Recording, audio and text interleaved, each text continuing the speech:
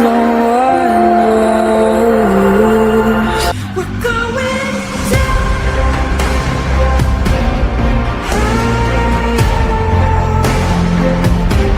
We're going down. We're going down. We're going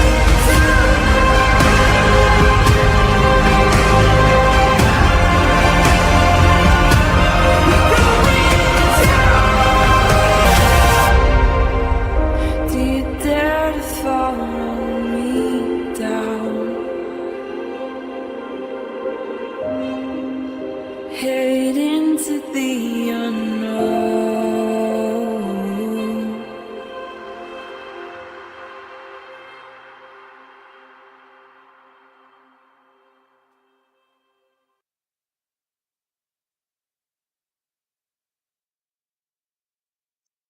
Good day, everybody. How is everybody doing? We have American Justice in the house. Wow. Hey, Melissa, congratulations on getting your channel back. Thank you. I am so happy to have my channel back and to be proven that I didn't do anything wrong, like I have said from the get-go.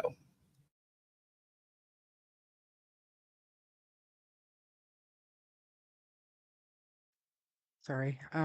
Yeah, what a nightmare. Just to think that you could put in all the work, all the time, all the effort just to have it taken away from you and you still really don't know why or how.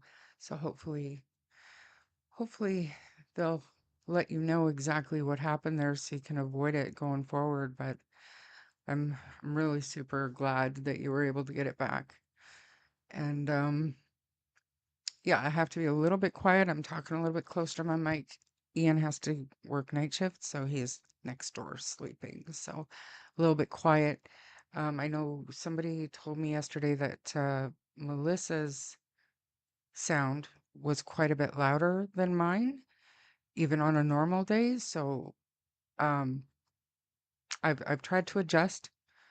Let me know if you can hear me. I'll go even closer to the microphone. But yeah, it is what it is. We'll get through it today. And I what day have is it today? noticed that. Have Like, you? yeah, when you're on, I have to turn my volume up. And then when you play something, I have to turn it back down. And then when you talk again, it's like a constant up and down. Hmm. Let me quickly go in. Like, if you want to go through chat and say hello, you can do the romper room today, and I'll just go in and look at the audio. Make sure.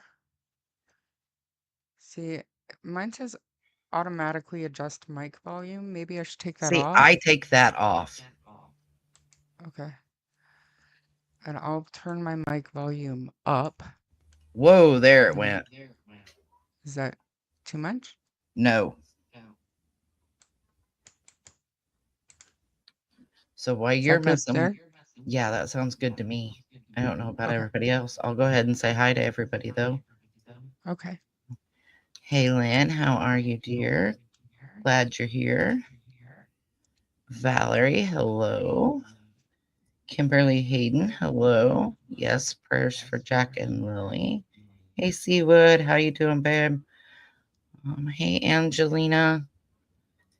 Kelly, welcome back, Melissa. Thank you. I'm glad to be back. And I am like 3 away from 500. So hopefully we can get there soon. Hey, Snarky Pants. And of course, I'm in the house. Yes, justice for Jack and Lily. Anastasia in Cleveland. Hello, dear. Belinda Believes is in the house. We got Just the Facts, ma'am. Bobby Joe, Colleen, Stella. Let's see who else we got here. I think I said hi to Lynn already. I'm back, yes. Hello, little black bear. Tell Miss Bell I said hello. Lori Green in the house. That's awesome. Melissa, happy for you. Thank you. I'm very happy to have my channel back, let me tell you. Like I said yesterday, I feel more at home on my main channel than I do, which is weird because it's me, but got Kelly, Lynn, Cindy. Hello, dear. Hello, Cheryl and Amy. Yes, please hit the thumbs up and subscribe. And Peace Spice in the house and Sassy Cat.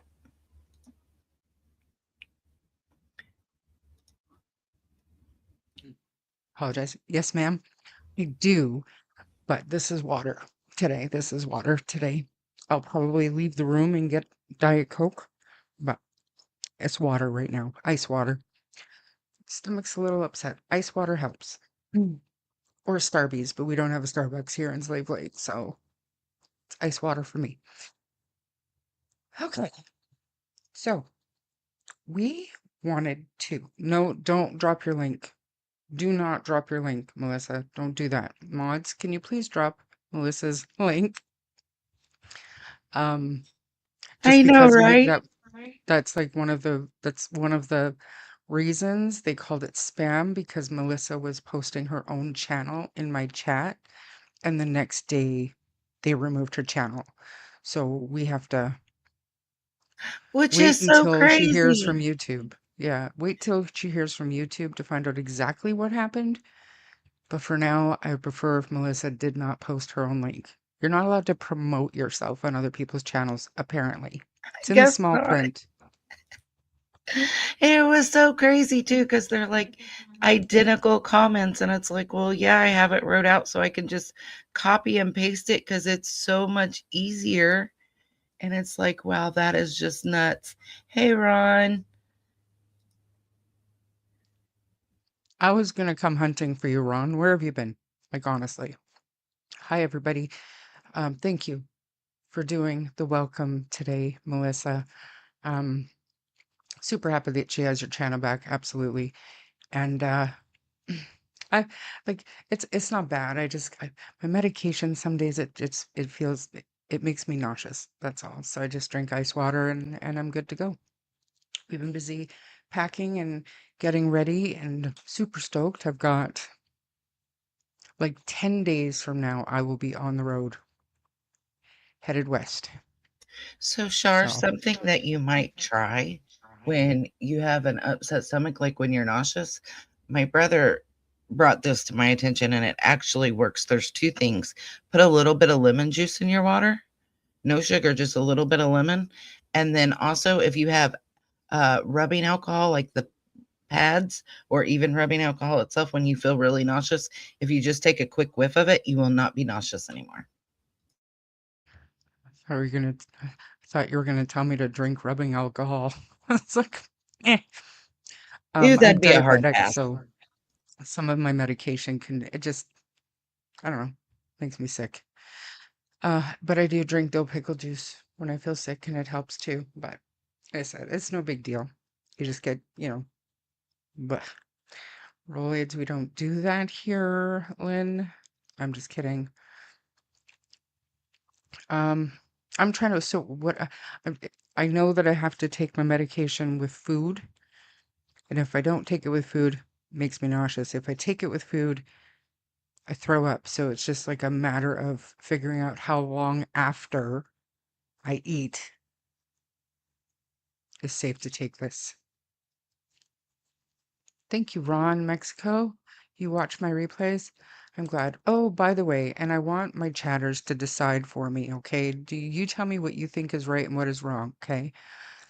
Um, so I was told, so the live stream the other night with me and Melissa when we were playing the Wade audio, and then we took that down because um we didn't catch Wade saying a phone number. Apparently that phone number is not in service anymore. So it's still there, but it's not Wade's phone number. So is it still bad form for me to put that live stream back up? Because remember, the Wade audio is now a standalone video, but the live stream, I've still got it set to private. So I could just leave it as private. Because, I mean, the only difference is you're getting um, the commentary to go along with the audio, which I know a lot of people don't even like.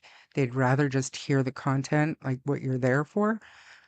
But, you know, no, Well, I know it doesn't matter because it's no longer his number. But I mean, what's the benefit of it just because we've already got it up on both of our channels as a standalone video? So well, what do you think? my thoughts on that, Shar, is go ahead and put it back up because one, the number is no longer good, right? So go ahead and put it back up because then people have the option. They can go watch the standalone video, which is just the audio if they want to watch it. But if they also want to hear our commentary and what we think about it and what we're saying, then they can go watch that as well. I say put it back up.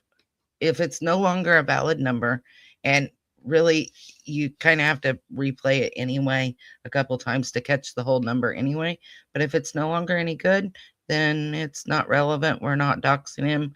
I say put it back up. Yeah, Belinda comes up with a really good point here, but she just says, like, I would not post it. Someone else will get that number eventually, which is a valid point. But I mean, how many numbers are being reused anyways? It's not like I don't think people would spam that number for months and years to come. Do you know what I mean, Belinda? Like I'm on the fence. I don't know what the right thing to do is, and I just don't want to put it up like to seem like I want more views or whatever, but that's not what it's about. I don't know what to do. Put it up. Everybody wants to see the live chat. All Yeah. right, I'll put it up. I'll put it And up I as mean, soon as Belinda this is has a done. fair point, Hmm. about somebody else getting the phone number eventually. But, I mean, I think this gives people the option, like I said, of they can hear our commentary on it or they can just watch it, their choice. But I mean, if it's no longer a valid number, put it back up. Okay, fair enough. Important context for the live chat. Yeah, and I mean that's the purpose of the channel, right? The live chat is the important part, is what everybody's coming up with, our thoughts, our opinions, our views on what we're watching, what we're talking about. So, um, I'll put it back up. See if I get any backlash from the trolls, And whatever. if you get backlash, you can always take it back down. Yeah. And I mean, I don't care about the backlash as long as my people, like we all here, don't have a problem with it. I don't have a problem with it. So it'll go back up. See how it goes. Um, and then yesterday, so we did the live stream. We replayed a lot of the behavior panel, their analysis of Daniel's first interview he did back in June. And I think we were all like, hmm, Chase Hughes like knocked it out of the park with some of his comments that didn't really, it didn't really resonate back then. But looking back on it now, when he said nobody is talking about missing children, and he spoke a little bit about the polygraphs being a little bit bizarre, looking back at those statements now, major, major, major win to me for Chase. And told you guys I was going to go back and watch their analysis of Malehya's interview just to see if it would be worth it, if there was the same kind of aha moment with that. And I'll tell you, there is not, but there is a lot of uh, sitting on the edge of your seat because they're almost there. They're almost willing to say it, say what we're all thinking, but they don't. They never get there. Chase does say a couple of things. I think that Nova Scotians or Blue Nosers will get a little bit of a kick out of Mark's take on some of it. And I just, it's not very long. Obviously, she's only done the one interview, but my plan is, you guys, we're going to do this today. And then as soon as I'm done this, I'm going to go and I'm going to put that video back up public. And then I'm going to email Scott Rouse because he's really good at getting back to people. And I am going to ask him if they would be willing to do another one on Daniel's more current interview and redo Malaya's with some of the collateral information that we've had with the letter, with the messages to Sunny, you know what I mean? Some of that stuff. And maybe possibly they'd be willing to do Cheryl and Angeline. But That's I'm gonna one reach I'd out like to to them. see them do. Yeah. Zach, thanks for being here. You know, they were talking about you. I heard they were talking about you maybe joining the search effort in April. Troll's always going to be hating. Keep doing what you do. You're great. Thank you so much, Zach. I appreciate that. And you know, I love and appreciate everybody that's here all the time with me. I think you guys are great. Your inputs and your feedback is what keeps us going. You know what I mean? Like we're I think we're a team here, and all we're trying to do is brainstorm, trying to figure out what's believable, what's not, what's useful, what's not. And what's wrong with Bobby Joe? What? I only got the first half hour yesterday. My cousin only has a few weeks to live. I wanted to play bingo before he goes. Oh my gosh. So sorry, Bobby Joe. That's terrible, Bobby. Thank you for spending what time you can with us, but definitely family first, always. You never ever you don't even realize how precious and how fleeting these things like playing bingo, and for me and my brother it was going to a movie, you know, just going to a theater together. Just you never get that stuff back. So perfect. And brainstorm and be respectful, which is challenging in this case, Julia. I'm the first to admit it, but we do our best. I don't know, they were wrong about Gabby Petito. I did not watch that one, you know? They were not a hatchet. They didn't get there, Anastasia. But I will go back and watch Gabby Petito, but we just have to remember, and like I said, yesterday we talked about if they only knew some of the extra information, but then they would be biased like we are, right? They're strictly reading his answers and his body language with very little collateral information. This one here that we're going to watch, Chase actually thinks, and they try to correct him, but Chase actually thinks this interview with Malehya was done weeks after the kids went missing. He didn't realize it was the next day. And they also talk about how common it is for couples to split up when their children go missing or when a child goes missing, but it's very uncommon for it to happen the next day. And that's stuff that they didn't get, they didn't know, whatever. But there's some nuggets in here I think that we can talk about. And like I said, it's frustrating to watch. Um, it's not to me as valuable as they're looking back at their analysis of Daniel's first long form interview. But this is what we have for Malaya. And sadly, it is common when people lose a child um, and they're gone, or if a child is missing, within 6 months or so for them to split up. It really is extremely common. Yeah, Ron, we did an episode the day after he passed away, and because Ian Huntley, he killed two little girls in the UK as well, and he also passed away in prison. So we did a live stream. One of our viewers had a face-to-face encounter with the monster Miramichi, so I had her on. But then when we moved on to the Ian Huntley case, I played a 39-second clip of Ian Huntley talking. My video got blocked, banned, copyright struck, and they took it down. So it's not there. But yes, you did hear us mention that.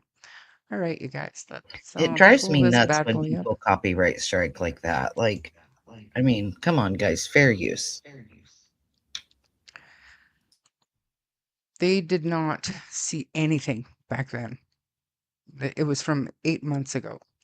These are from like 8 months ago, Cheryl. So it's interesting to look, knowing what we know now, looking back on this analysis. The Daniel one yesterday I thought was really interesting. And well, thank you, Carrie Bailey. Thanks for being here. And Nurse, hey. I remember when he escaped from prison and the whole province was in a panic for months. Yeah, and that's when this viewer had a face-to-face encounter with him. So terrifying to say the least. But we talked about it, and I feel terrible that it was taken down.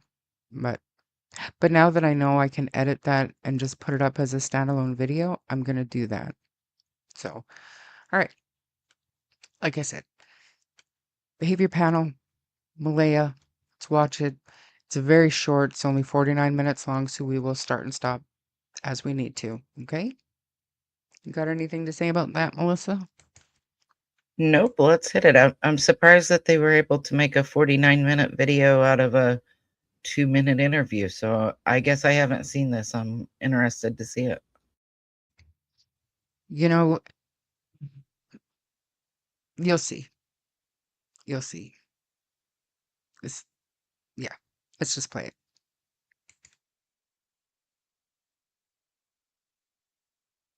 Today we're going to talk about Malehya Brooks Murray. She's the partner of Daniel Martell, and their children are missing. Greg, tell us about the videos we're going to watch. Yeah, I believe they're stepchildren of Daniel Martell, but this is Lilly and Jack Sullivan who are missing. This is their mother. She did one interview, and this is that interview. Very short. We're going to cut it into a couple of clips, and you can see what she had to say about the disappearance of her children. I'm just staying as hopeful as possible. I want them home. I want to hold them. And I want them home. What happened was we woke up, I heard them playing in the next room beside us, and I was drifting in and out of sleep. And they're not the type of kids we tell them not to go outside on their own. We always make sure that we're out there with them, watching them. And they happen to just get out that sliding door, and we can't hear it when it opens. And they were outside playing, but we weren't aware of it at the time. And the next thing we knew, it was quiet, and we get up and I tell him, my partner, Daniel, I tell him, do you hear the kids? And he says, no. And we get up instantly. We're looking outside. We're looking everywhere, yelling for them. And I instantly just call 911. I just had the instinct I needed to call. All right, Greg, what do you got? So it's not the first time I've seen these videos, but first time I've spent any real time with them. I spent some time with Sadie on her channel, just quick looking and hip shooting. We don't control the questions in these conversations. So what we're doing is secondhand looking. So we have to look very carefully. So I took the approach to say, in interrogation, I typically spend about twice as long prepping as I do interrogating. And I spent about 10 minutes with each of these clips, this one today. This is an interesting one because if you just at the surface take it, it looks like a woman who's telling you a story where she's feeling like, hey, it's a bad situation. I'm sad. There's some grief muscle. There's some downright good eye accessing cues that tell us emotion. But there's something weird going on here. Did any of you guys notice the word and? Just quickly. Did you happen to count the numbers of ands? So in the first 10 seconds, there's one and. I miss them and I want them home. Okay, that's perfect. In the next 50 seconds are 9 ands. Nine. Might mean nothing, but it might also mean these are things I need to deliver in my story. So it immediately puts me on notice to pay really close attention to how many times she says and here, and then watch every other clip that comes up and say, is that baseline for her? Because she's from Nova Scotia. She's from a narrow little band of areas. And so I wonder about speech patterns and use of conjunctions and. As I would say, and. This is a lot of and. The cadence is odd. She shifts gears when she goes from talking about missing the children to talking about what happened to that and boom, boom, boom, boom, boom. There's a cadence. If I heard this on a 911 call, I would be concerned that somebody's giving me a story. And maybe that's what she came here to do, is to give us a story, because people who are marginalized and deal with law enforcement may have a different opinion. If she's been talking to protective services, she may have a story planned. So there's all kinds of reasons she could do it, but there's a lot of conditioning in here too. She tells a story and her detail is conditioned at every turn. I heard them playing, but I was drifting in and out of sleep. Not the kind of kids who go outside and we tell them not to go outside. Happen to get out the sliding door, we can't hear it when it opens. That's a lot of conditioning instead of just saying, hey, we didn't hear them go out the door. They must have gone out when we were sleeping, something like that. So it doesn't mean that she's done anything. It means that I've got areas of focus. I want to turn over that rock and go after her. And this is in 1 minute of a clip. There's lots of tense change. I'm going to leave that to Chase. because Chase is usually on top of the tense change thing. She goes to real time to current to present tense when she's talking about going outside and looking for the children, and everything else is in past tense. Not her children, they're not in past tense. It's not what I'm talking about. And then the most pregnant thing I see in this entire thing, meaning I wanted to really dig in and pay attention to it, is she says they were outside playing. It's the only time we see her brow rise. So it's, for me, I'm not saying there's anything really, really brutal here that is telling me she did something to these children, and maybe she didn't do something. Maybe she knows something that she's not saying, but there's a whole lot of bizarre shift of gears from I miss my children to the and storytelling. Mark, what do you got? Yeah, I agree. So I want them home and I want them home. That's the first and that we get. I think that and, just like you, I think that and is totally fine because it's just she's run out of ideas and she's reinforcing the main idea, which is I want them home. This suggests she has a feeling that they can come home. So that's it. That's important. I want them home. There is a bitter taste in the mouth and lots of flexing in the throat. I think trying to control the tension in the throat there. Bitter taste could be disdain. I'll come back to why it might be disdain for I want them home. Yeah, I agree, Greg. I didn't count the ands, but there were enough in that storytelling, enough to make me go, there's something important with these ands. It doesn't feel to me like she's trying to hide time, though. No, not at all. No. Not at all. So we've got to go, so what else might these ands be about? And I think you're right, it's conditioning. So what is she conditioning? I think it's all about the justification of we're not bad parents. And I think if you look at that story, there'll be this was happening and here's a justification for it's reasonable that we didn't hear them. It's reasonable that they're outside playing. It's reasonable because I think if it is disdain, the disdain is around how other people will see her as a parent because she's lost her kids, and that's a problem. You know, you have these kids, you know, you care for them. Or society's idea is you care for them. So society's main idea is you don't lose those things, okay? And so I think there's a strong fear this will be looked upon badly.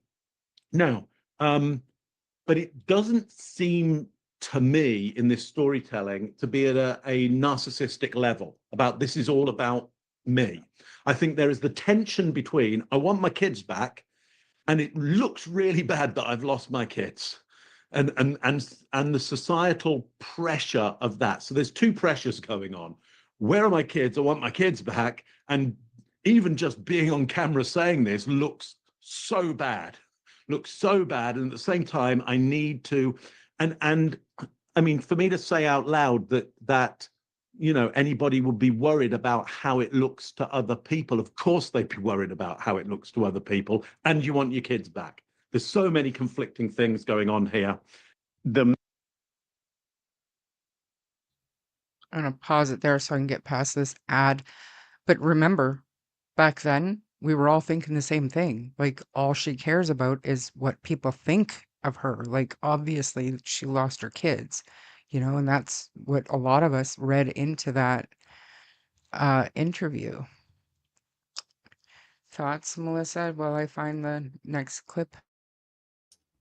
So one of the things that I had wrote down here on my notes is, for me, when she keeps saying and, it's almost as if she's trying to buy time in her brain to remember the story the way that they decided to say it, possibly.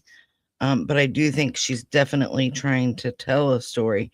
But I'd be very interested myself to hear the 911 call and to gauge how she spoke on the 911 call and hear if there was, you know, urgency in her voice, concern, other things like that. I know we're probably never going to hear that, or at least not anytime soon. But she is very concerned about how she looks as far as the fact that she's lost 2 of her kids. And she is, in my opinion, trying to almost justify them going outside or them not hearing the kids. And that's just kind of how I feel about it. I don't know about you guys, but that's kind of what I think about it. No, I agree. And like Siwi said, it hasn't changed. All these months later, it hasn't changed with Malehya because I think because she hasn't spoken, she hasn't given us any more. She, as far as we know, has not evolved in her thinking or her memory or anything like that. So we've got this interview, we've got the court documents that were, those statements were taken early on, and we've got the letter. That's basically it, right?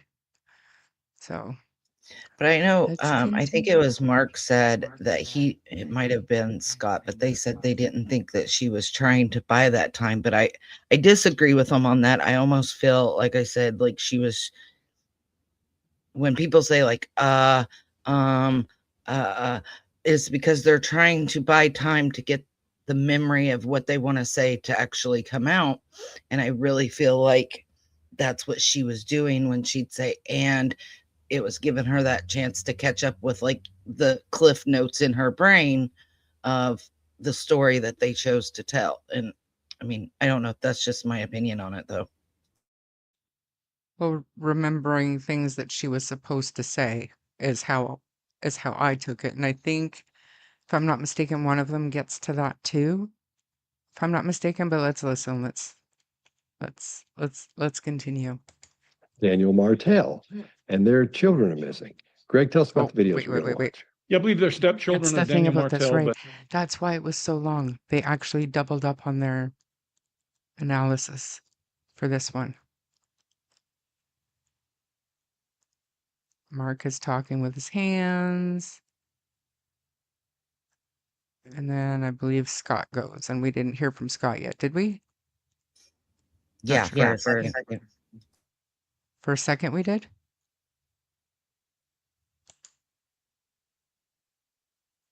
All right, we're going to play it here. They doubled up on that. Mark went twice. It was very long. So,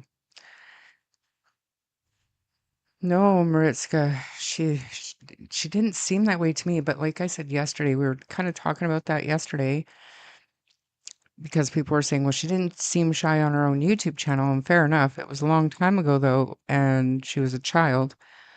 And when you put, and I am not defending Malaya here, but when you put life experiences, abuse, attacks on her self-esteem year after year after year, possibly drug use, the rest of it, that could impact your confidence to be able to speak confidently like she did when she was a child. You know what I'm saying?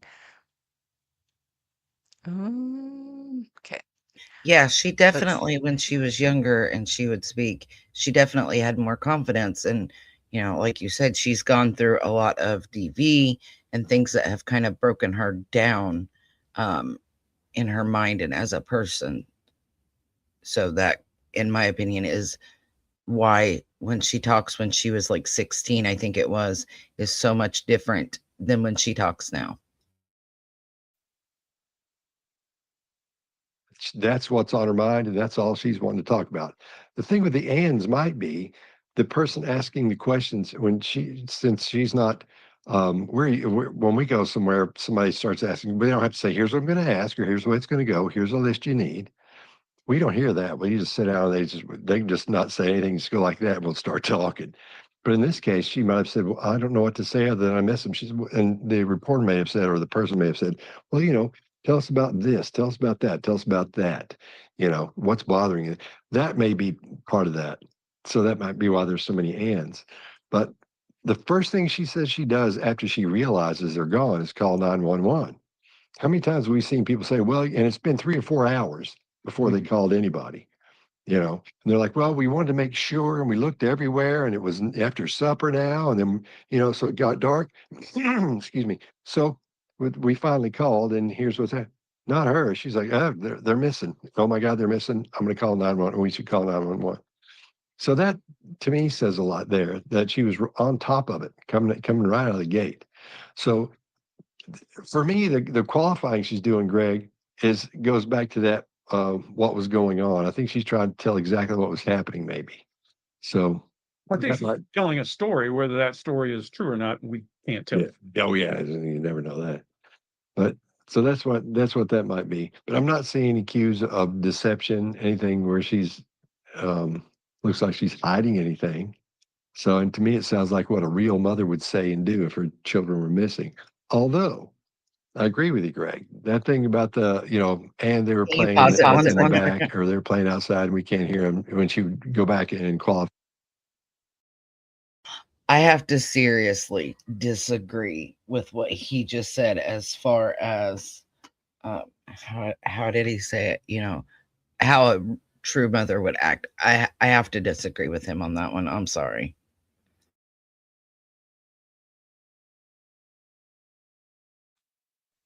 Me too. Absolutely. Me too.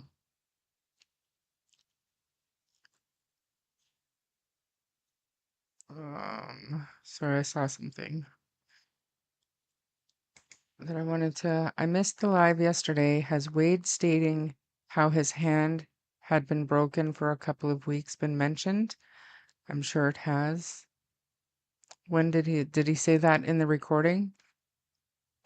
People have mentioned things that I missed in that recording. I'm gonna have to go back and listen to it again, obviously, but Yeah, because remember he said he just went yesterday and got his cast off or something like that is what he said.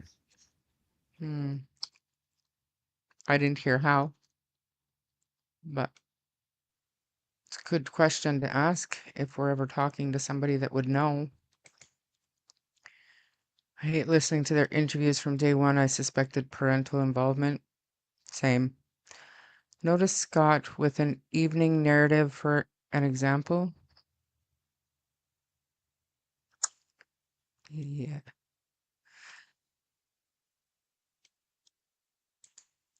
Scott is your least favorite. Here's an example. I quite like Scott on his own. Like they all have their own channels. I do like Scott because his videos are quite short and he's straight to the point, but he's more explaining things like how to spot a psychopath and stuff like that. And I think that's very interesting to me. But I don't disagree with you on this panel. If I had to rate my favorite to least favorite, I think Scott would be the least. Just my opinion. Yep, it was in the recording. It sounded like Tint went to shake his hands with them, and he said, "Sorry, I just broke my hand a few weeks ago." Okay, thank you for that. Let's continue on. By those, but not those. Bears. They have bears. Just remember that. Oh, okay. Okay. But there's none of that big story we get on the front end, like we hear sometimes. And automatically we have to sit through a whole show, even with, we know from that first sentence where they go, like that woman who burned her house down and came in, she was in the gym. What was her name? Or she killed her husband. Rebecca Fenton. Rebecca Fenton. So anyway, there I was. I was in the house exercising, listening to whatever songs I was listening to. All this, 5-minute buildup to, hey man, what happened? Yeah. So there's none of that. She gets right into it. So I don't feel like she's, at this point, I don't feel like she's done anything. And I feel like she believes they're still alive. Like Mark said, there's a chance for them to come home. She believes that they still may be around. All right, Chase, what do you got? So I think one of the things we can attribute those multiple ands to is 6 weeks of children missing means she has rehashed those details. And this is exactly what I was talking about, you guys. He thinks this is weeks later, so they do go on to correct him. And I will say, like, Chase has COVID during this video, so I'm gonna continue, but Details and that timeline 5,000 times with investigators. This is the next day or days later, Chase. Just Okay. Days later, she's done it dozens of times. Yep. 3 or 4 police officers, a couple of detectives walk through, and they do that on purpose, even though the detective will come in and be like, "Hey, I'm sorry I didn't get a chance to talk to Detective Flip Flop over here, but I want to go back through the process and kind of confirm the timeline. That's very common, and I think that may be one of the reasons that she's kind of developed a habituation of just kind of going through those key facts that she understood were relevant for the police officers. The second point here, that speaks to what you were talking about, Mark, is that when people talk about the number one fear being public speaking, we always kind of see that on these things. We have no fear of public speaking. The fear is of judgment, of social judgment. Good point. But if you look at the actual hierarchy of that, your kids going missing is probably higher than that. And that triggers more limbic system activity. So one of the first things I look for in any of these videos is the fear of judgment higher than the fear of missing children?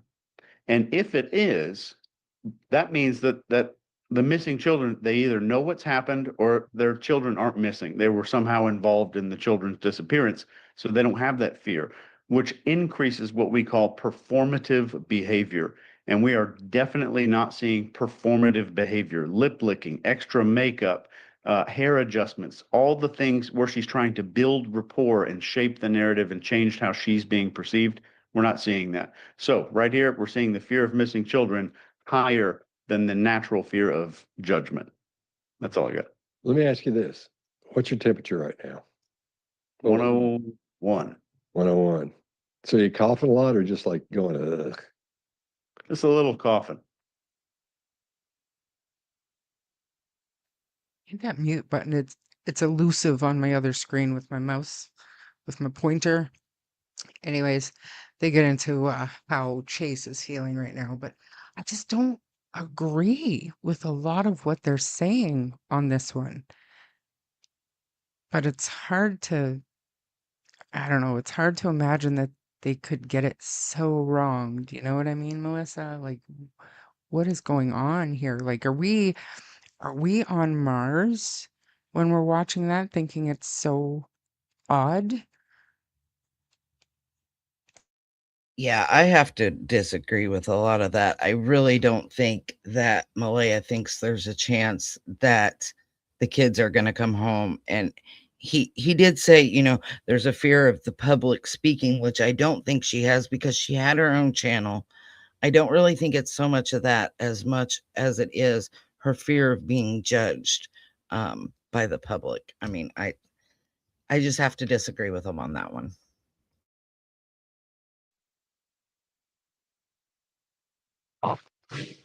They're both really go-lucky children. They're so sweet. They talk to anyone. They'll talk your ear off. They will speak to anyone in a store. Everyone. They're just extremely sweet kids. I appreciate the huge search effort going on right now. But we've been pushing for an Amber Alert, which hasn't been issued. Not just that they could possibly be abducted, which it is a possibility that they could have been, but just an alert to let everyone know that they are missing. We had people text me saying that they weren't aware, someone else let them know that they were missing, and it would just be nice if everyone could be alerted. We thought maybe that we found tracks, but it's still uncertain. It's been raining and they're probably soaking wet, but with the sun today, I'm hopeful that they're feeling warm. We're all filled with pain and sorrow because we just want them found. We want them home. Everyone loves them. They are definitely verbal and they do have possible autism, but it's not extreme autism. It's just they have issues with school and they don't catch up with the other kids. I just want to remain hopeful.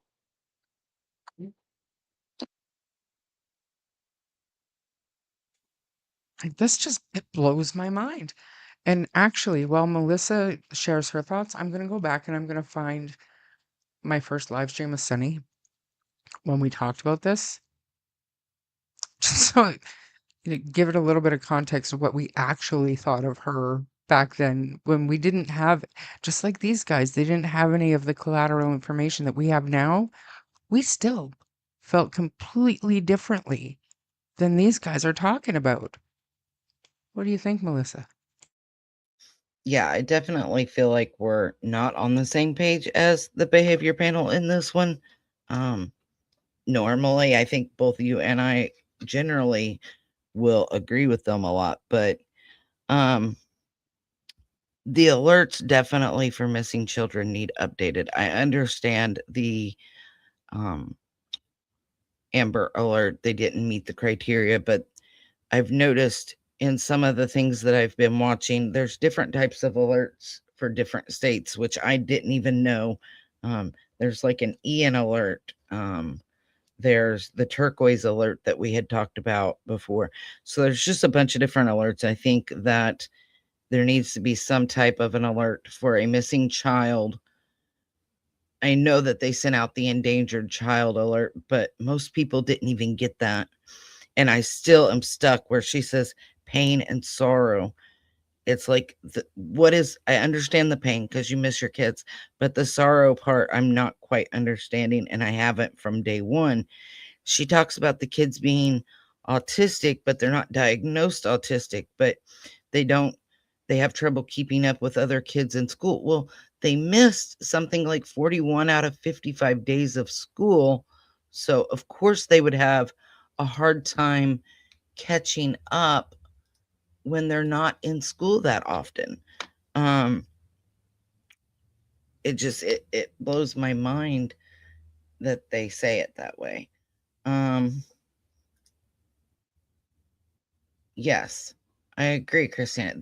They're behind because they miss so much school. I can agree with that. The feeling warm was my exact thought that day, as the night was so cold and some warm maybe, but the day was 20 plus degrees. I mean, I would hope. I mean, I know when Nick was missing, I was hoping he was okay. I was hoping he was warm. I was hoping he was all these things. That's not abnormal to say. It's just the way she said it. For me, that was so weird. Lynn said, in my opinion, the very first time I seen this that day, I thought she wasn't the mom. In my opinion, it was like a note they practiced. I have to agree with that. It seems more of a scripted point. And I thought that then, and I still think it now. The way she says, well, they could have been abducted in such a calm way, I don't understand. I have to agree with you. I don't understand that, because she's like, they could have been abducted. Well, it's a possibility, but is it really? I mean, is it really honestly a possibility? Maybe. I don't know. Anastasia said, I'm stuck on sorrow too, right? It's like when somebody says they're grieving. I know Katie Proudfoot said it a lot. They're grieving. Well, you grieve for a loss. You grieve for a death. You worry for a missing child. So I don't know, that bugs me, the way it's said. And it may just be the way she talks. Can I just interject here? In Canada, that wasn't Malehya who did that. That was the law enforcement that brought those charges. Malehya doesn't have a choice whether to or not to press charges. It doesn't work like that here. That no shade on Malehya or the charges or anything like that. But yeah. I'll let Melissa finish up with her thoughts there, but what I pulled up here just temporarily is Sonny and I's first live stream on the case, and we're about to get into watching the Malehya interview. And I think, like, I kind of remember this, but I remember getting more and more heated the more she watched it. So I haven't watched this in months, so I wanted to revisit it real quick. But go ahead and finish your thoughts. Yeah, I was gonna say on this one, it's not that, she found the strength or courage to press charges. What do you guys call them? A province? We call them states here. You guys are provinces, right? Yeah, province. So the province or the crown, whatever, they're the ones who took the charges. And a lot of times in the states, even if you say you don't want to press charges, the state will pick it up. So that's kind of what has happened here. She didn't come up with the courage or strength to do so. The crown did. Panic and terror, not pain and sorrow. I can agree. It would be panic and terror, but I can also understand where she would come up with pain because I understand it. I don't know how to explain it. If you've never been there or in that situation, count yourself lucky. But I can understand the pain. I felt the emotion of someone who had lost Bessie's new jump purchase. Yeah, there wasn't a whole lot of emotion in my opinion. What do you think about the charges? I don't know. I'm gonna pass on that one. Charmaine, do you have a feeling on the charges? No, I don't she's know. asking what do you mean about the charges? I mean that Malehya didn't walk in and say, I want to press charges on anybody. And I mean, we can't talk about it. There's a publication ban, so we can't talk about it, but I'm just saying that I can't, if the RCMP learn of or have evidence of criminal behavior, they have no choice but to address it and act on it. So if they were given a statement that included criminal behavior, the victim is not the one who chooses whether or not to press charges. Like Yes. we can't talk about that specific case, but that's just in Canada, we don't choose to press charges. Mariska had asked who filed them, and my understanding is the province picked it up, correct?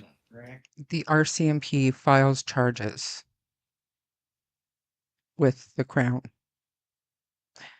And the Crown decides whether or not there's enough evidence to move forward with an indictment, which they did. But Malehya doesn't get to choose to or not to press charges. So, Sinister Nanny, hello. I don't think I said hi to you earlier. She says, to play devil's advocate, I would like to remind people that someone from her family put it on Facebook that the kids were autistic and nonverbal. So that explained to me that she was correcting that information. Very possible. But remember, Malaya also said, and it's in the court documents, when Cindy came, she said, I told you they were autistic. And that was one of the first things she said. And that has always kind of stuck with me. Just it doesn't make sense to say that. The charges will be picked up by the prosecutor. A lot of times the state will pick them up anyway. Yeah. And in this case, it would be the province. The reporter told a group of us that she did have to stop recording a few rides, you mean times, for Malaya to get her emotions under control. And that would be something I've not heard that before. So that would be something a few times. Okay. I mean, I would hope that she had more emotion in real life than what was publicly posted. Would they need evidence from the victim for any charges? I would think so, Julie, but I'm not from Yes. Canada. Yes, they would.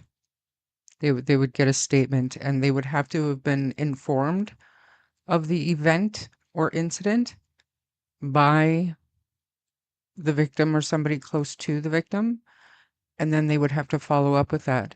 And if they feel they have enough to file charges, they will.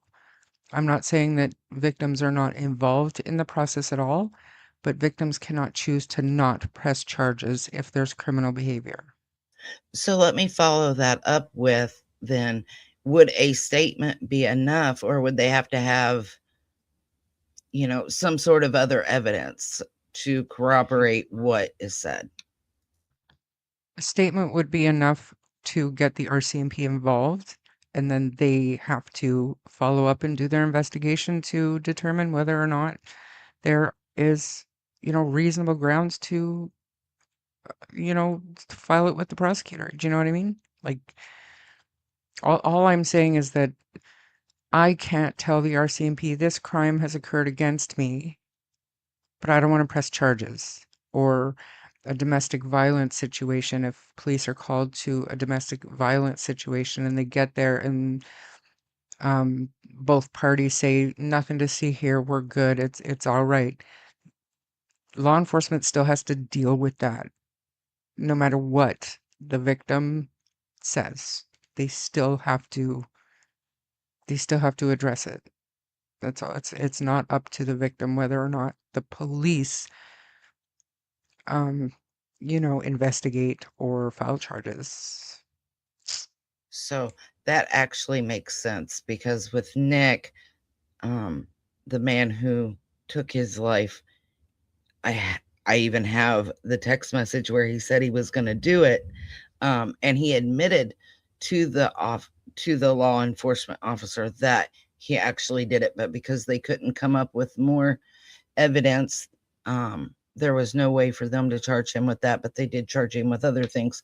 So I can kind of understand what you mean there about they take the statement, but they also have to corroborate it through another.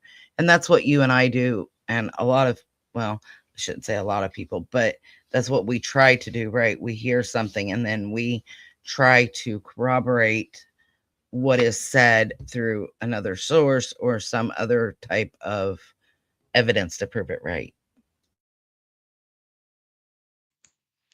Thank you for that, Julie. I'm not overly concerned about being held in violation of a publication ban for answering a question. We're not going to discuss that case right now. Just generally in Canada was how I was trying to answer it. And yeah, maybe so. Malehya sounds like she is in circle time with preschool students at a story time. Unreal. How the hell do you hide your emotions as she did when your two beautiful children are missing? I don't disagree with you. It is beyond bizarre to me, all of this.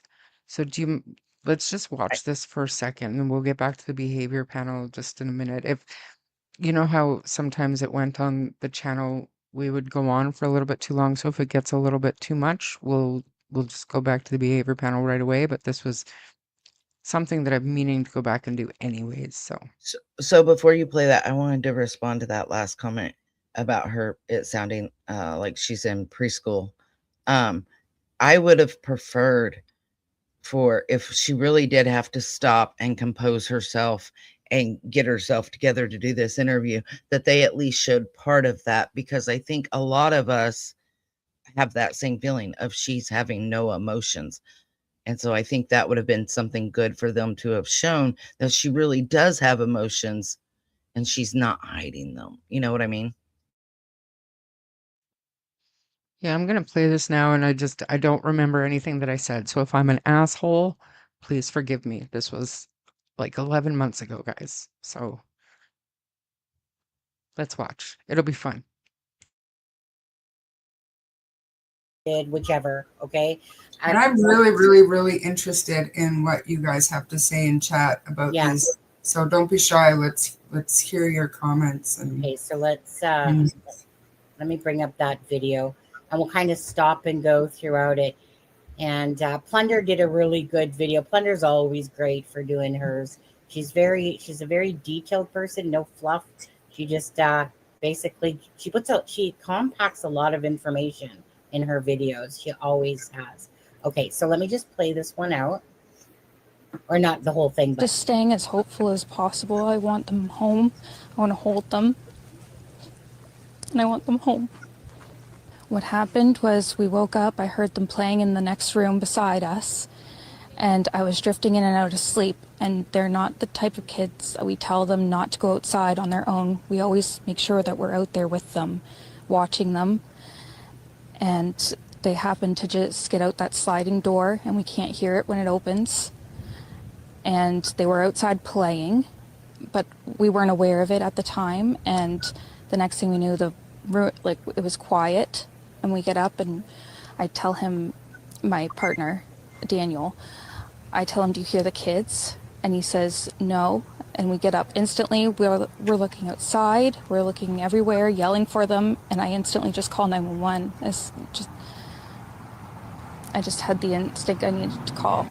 They're both really go-lucky children. They're so sweet. They talk to anyone. They'll talk your ear off. They will speak to anyone in a store. Everyone. They're just extremely sweet kids. I appreciate the huge search effort going on right now. But we've been pushing for an Amber Alert, which hasn't been issued. Not just that they could possibly be abducted, which it is a possibility that they could have been, but just an alert to let everyone know that they are missing. We had people text me saying that they weren't aware someone else let them know that they were missing, and it would just be nice if everyone could be alerted. We thought maybe that we found tracks, but it's still uncertain. It's been raining and they're probably soaking wet, but with the sun today, I'm hopeful that they are feeling warm. We're all filled with pain and sorrow because we just want them found. We want them home. Everyone loves them. They are definitely verbal, and they do have possible autism, but it's not extreme autism. It's just they have issues with school, and they don't catch up with the other kids. I just want to remain hopeful. But there's always, in a mother's mind, you're always thinking the worst. Last night was one of the worst nights because I didn't have them in their beds. And I don't want to go through that another night without them. Okay. Okay, Charmaine. Now, I'm going to play it again, but I'm going to stop it this time on things that. Okay, so I consider the mother's interview myself to be just a bunch of red flags listening to her. Like, honestly, it's weird. It's strange. The emotions don't match how one talks to me. I'm not saying that the mother has done anything. I'm just talking about how I feel about the interview and how I took it. So, I mean, so just give your blurb there on what you felt about her interview, and we'll go back over it to those certain spots that I really thought are just, well, the whole thing is just weird, actually. Yeah. So you know how when you talk to a dog and you're high pitched or something, or they're really interested, they go, kind of. Yeah. That was my first reaction. Like, what? But then I watched it again and again and again, and I got to tell you, it infuriated me. The amount of bullshit in that, it infuriated me, and I have got some strong opinions about it. It's just red flag after red flag after red flag. You know, and that's just it. Well, tell us how you really feel there, Char. My gosh. Apologize. Wow. Yes. For the case that we are not discussing, yes. Indict it. Indict it. Indict it. You betcha. So something I noticed there, she said they're probably soaking wet. So when I heard that, to me, and it strikes me the same now as it did then, that tells me she thinks they're outside because they're probably soaking wet, not they could be wet.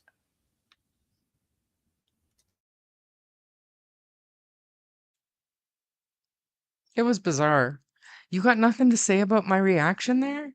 This is I mean, like solid don't hold gold, back. man. Tell us how you really feel. I am humiliated. How come nobody told me I was an asshole? Just kidding. because we like it when you just tell us how you really feel. But it's true though. It's true. And this is like the first reaction. Just like, huh? I knew as soon as I said, you know how when you're talking to a dog, I was like, oh, wow, Charmaine's just in a mood this day. Plus, this is my old apartment on the shoe swap and I miss it desperately. I had an attitude. So, anyway, countryside, thank you for being a member for 4 months. That would be an OG family member. And, totally agreed. All right. Nobody thinks you're an asshole. This woman, okay, so big picture, looking back, without all the collateral information that we know, I literally just watched this woman's interview where two of her kids are missing, two children are missing, and I proceed to call it all bullshit on YouTube. You don't, I don't know. I don't know. All right. Start and stop the whole time, and I think like we beat this horse to death. Does anybody want to see what we think of Daniel? I'm interested. I'm gonna go back and watch this whole thing.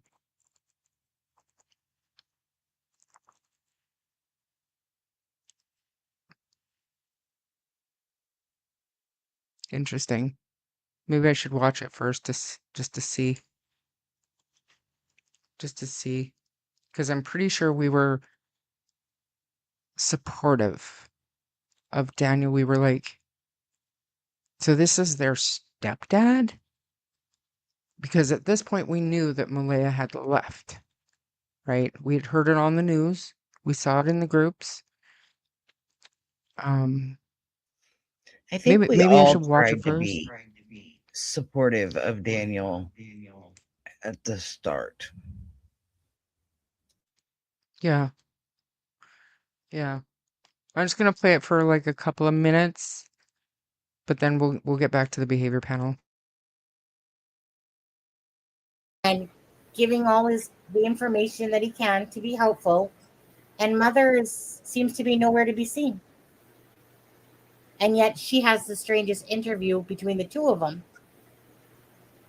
So what was that fight about, to be honest with you? So it's almost like the way I'm seeing it is that, that here you have someone that is showing that he's going to the news. He's talking. He's not avoiding. He's talking. And he's basically saying, look, come on, lie detector test. Basically all those people on social media and her family is accusing him. Or maybe they're accusing the wrong person. But what stops me, Charmaine, a little bit there is because when they're talking as if they're together the entire time. Mm-hmm. And so how did these children suddenly go missing then if they're together, right? Mm-hmm. And then they're not found in the woods. They're not found anywhere. But if they were in those woods, I'm not believing the abduction. There would be an Amber Alert. If they truly felt like this child, these children were abducted, to me, I would think that an Amber Alert would be going out for sure. But I don't think that they believe that. So, I mean, you're married. Have you ever had an occasion where you were sick and you couldn't sleep and you got up and husband woke up the next day and had no idea that you had such a rough night because he slept so solid? Absolutely. Happens all the time, actually. I mean, the fact that they're saying that they were together, okay, right. And they're saying they're dozing in and out of sleep, but maybe they weren't. Maybe one of them was sleeping solid. I don't buy that. If something like that happened, I think it would have been on the Wednesday night with my theory. Yeah, go ahead. Oh, actually, Charmaine, I need to be right back. Do you want to talk about your theory about what you're thinking about it all? Yeah, well, yeah, sure. Thank you. My brain went, and I can't remember what case it was, but it was something very recently, and it's happened many times before, where, because I heard that there was a big party there. And then another neighbor said that she didn't even know that there were kids living in that house, that it was a drug house. So being that there was a party, I thought my first instinct was that somebody probably left drugs out and the kids probably maybe ate them and overdosed. And one or both of the parents woke up and saw them and panicked and did what stupid people do when accidents happen, even though it's a terrible accident, stupid accident. But I think that could have something that could hold some water, really, that they had an accidental overdose. Shockingly, I think the parents might leave stuff sitting around. So that's just where my mind went. Do I think that they maliciously did something to the kids? I don't. And with Daniel, I think that his emotion is genuine and he's putting in real effort to try to find something. But that could be because he knows where they are and he's staying within the search area where they are not, and he knows it.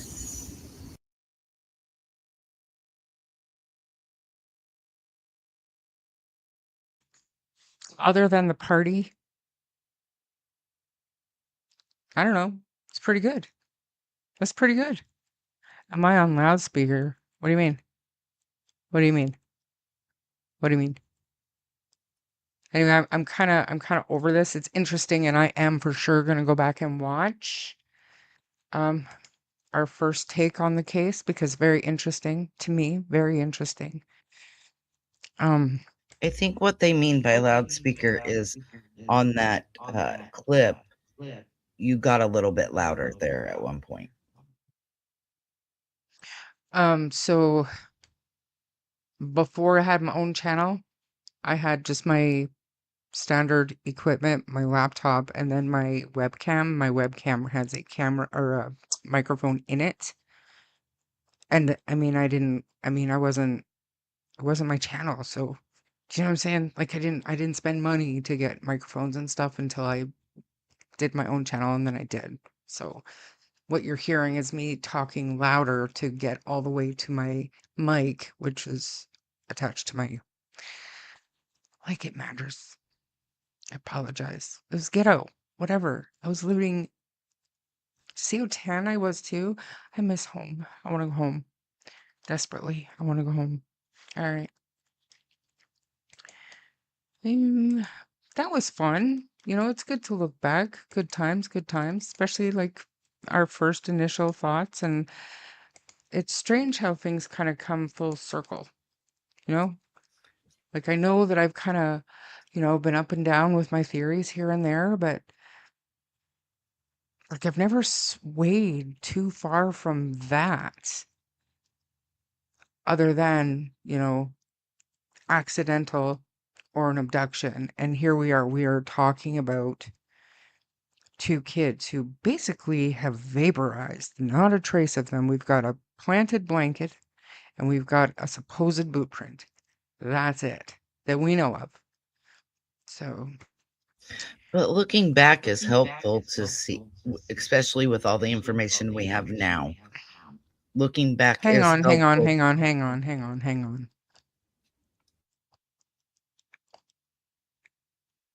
Why seaweed?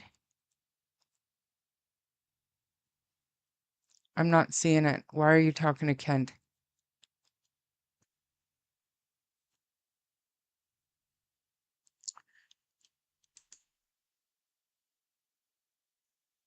Is Kent here?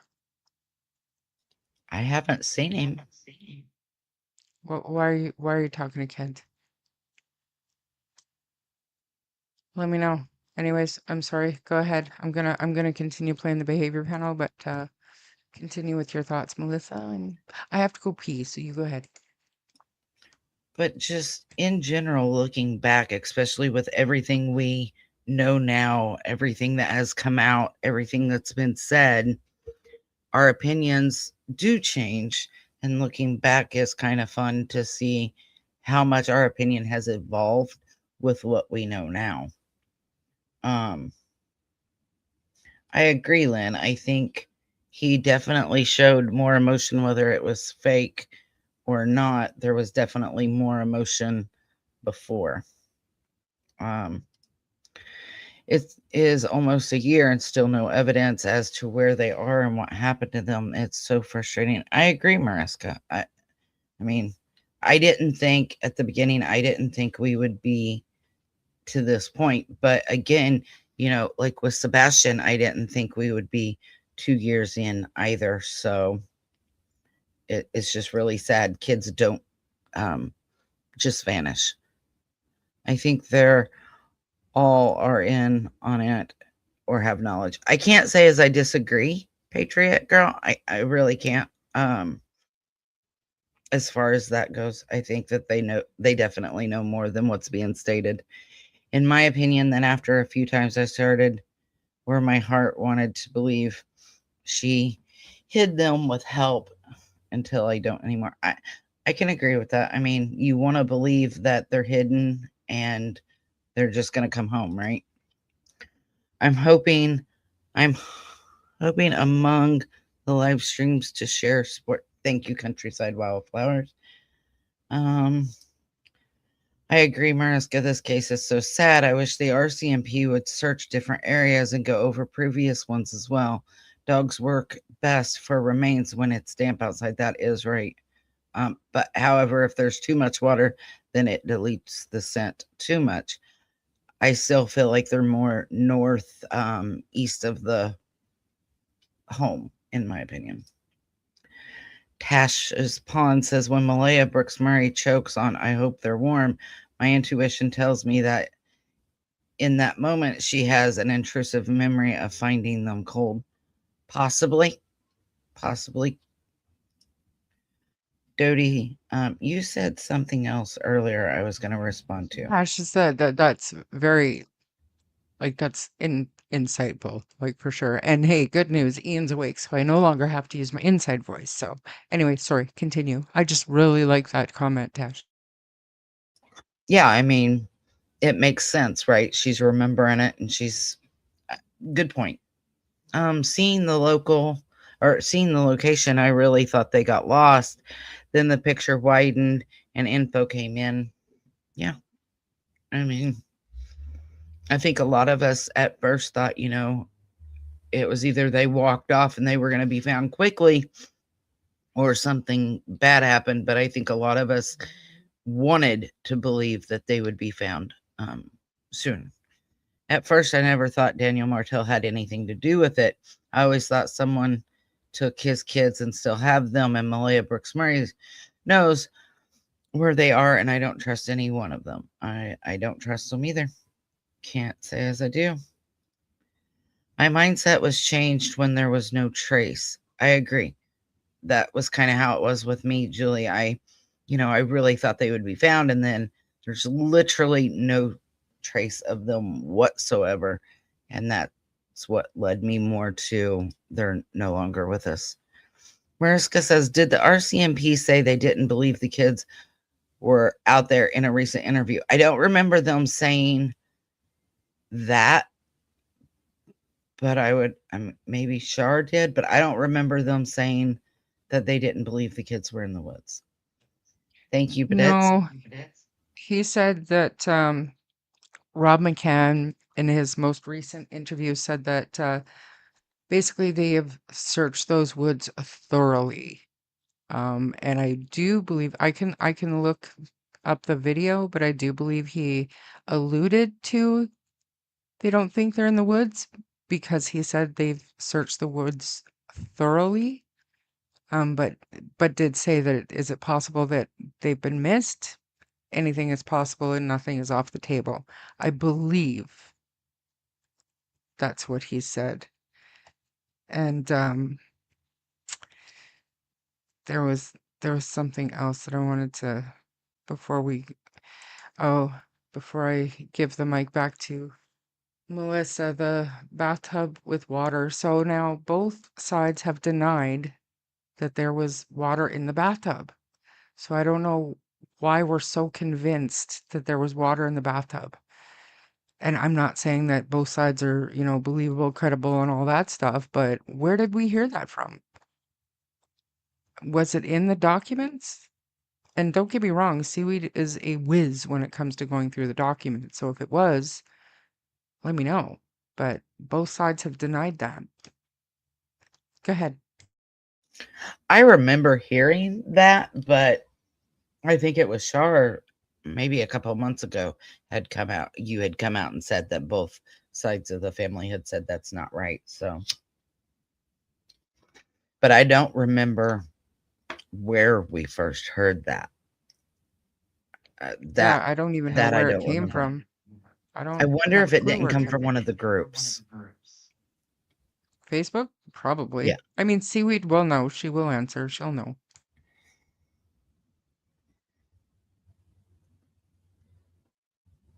Gran, good to see you. Hope work is going well. When she said warm, I was thinking wrapped up or in a sunny spot. I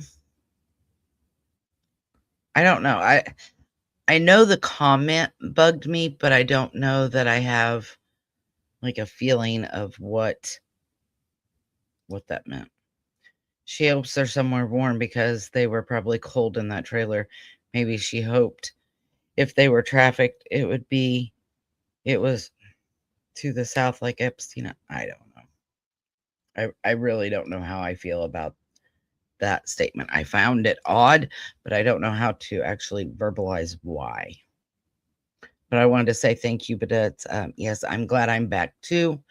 Glad to have my channel back and be cleared of whatever was said.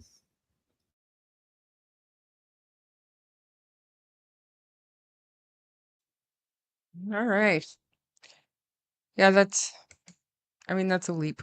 I am one sub away from 500. Come on, you guys, one sub away. Let's get her there.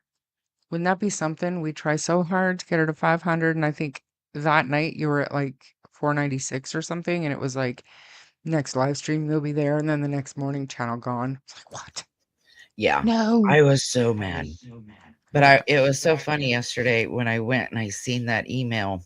I about fell out of my chair. I was so happy. And then I cried because I was so happy. And it's not even the subs that I wanted back. It wasn't the clicks or the views.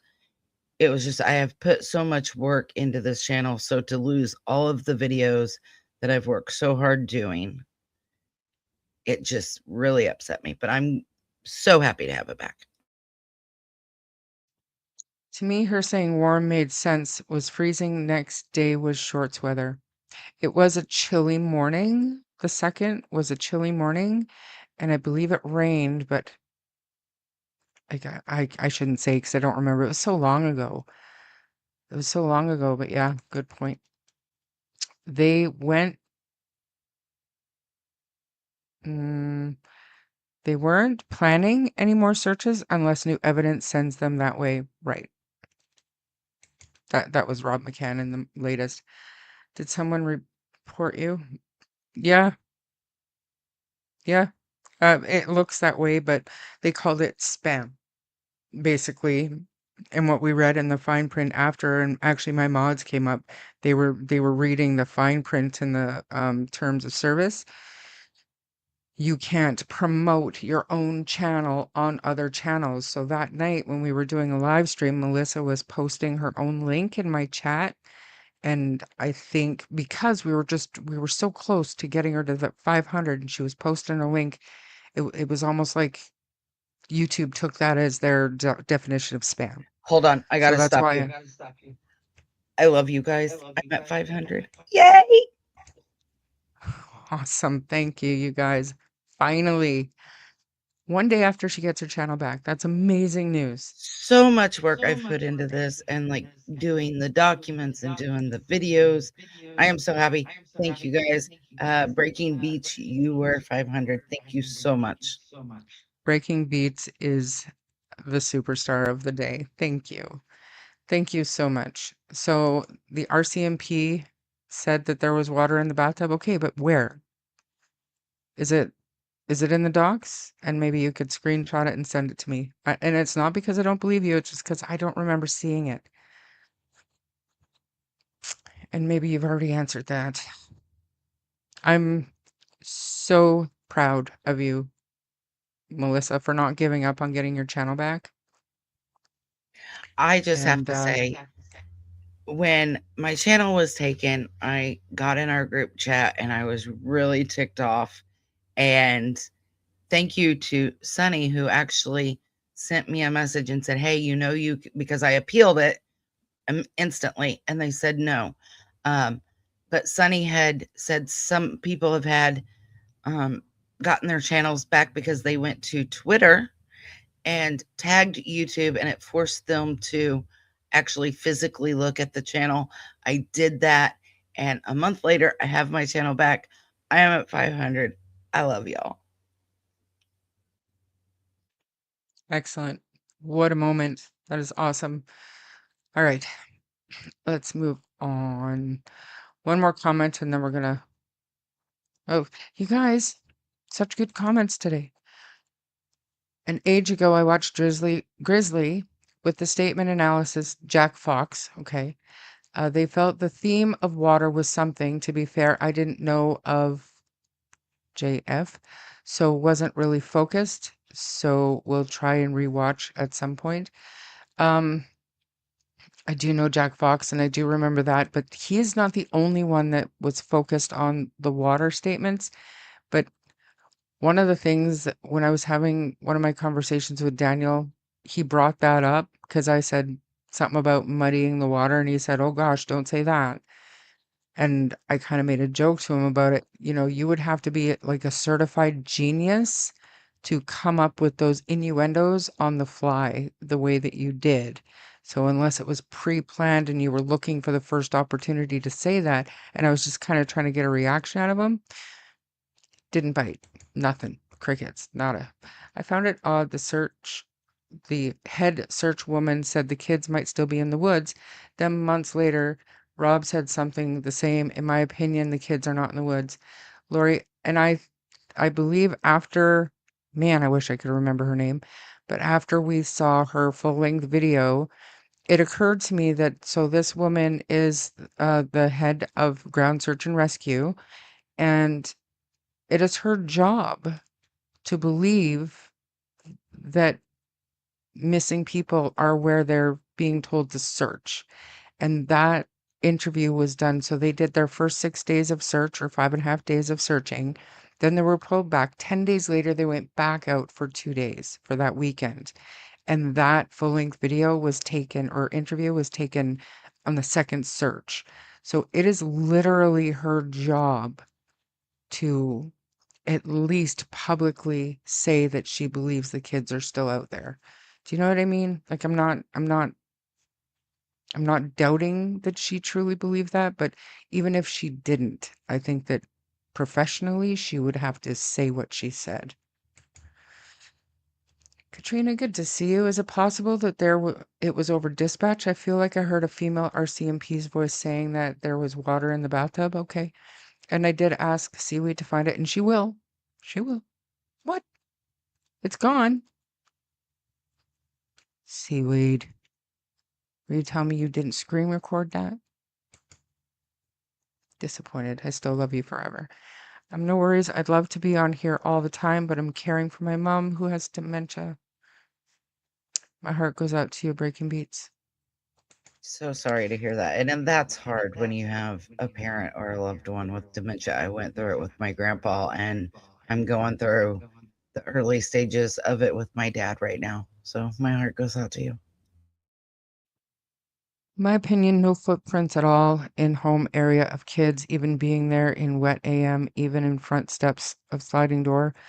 So, and I've thought about this because we've got nothing on the property. Janie pointed out the one boot print, and then there's another boot print up on the pipeline, but nothing in between.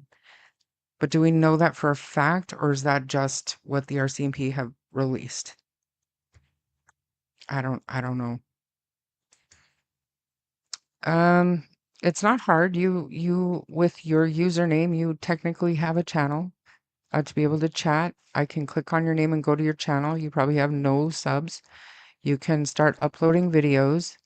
Once you hit certain milestones, then you're allowed to do certain things like 500 subs, and I think it's 1,000 watch hours. You can create a community with memberships, and you can get donations, and then you have to have 1,000 subs or more to be able to monetize your channel. And when you're monetized, you can choose to turn ads on your live stream videos. And then as your watch hours go up, I can in my community, I can create more little special emojis for you guys, for members to use. And there's other things, and I just haven't hit any of those milestones yet. But yeah, it's super easy. But what's hard is gaining the audience, getting your subs, and then getting enough content out there so to get your watch hours up in order to build a community like I did. And then you get the memberships, and people can donate if they choose. But then the next one is the monetization, which is the ads. I've chosen to keep my ads off during live streams, but I mean, if you've, you know, it takes work and it takes time. And it was just a shame to see Melissa get so close and have it taken away from her. And we don't really understand why. That's terrible. I hope your puppy is okay. Marianne, good to And see for me, you. it's not even about the clicks or the views or any of that. Like when I first started my channel, like I had started out as a gaming channel, and then I realized I suck at playing games. I suck at the fighting part. So then I decided to turn it into a true crime channel when I was constantly on lives with Sunny. And my goal was 100, and I hit my 100, and I was so happy. And then I said, okay, well, I've hit 100. Let me hit 250. So I did that. And then my next was 500. So for me, it's not necessarily about money or clicks or views. It's just like little personal goals that I've set for myself. Thank you so much. Y'all are the best.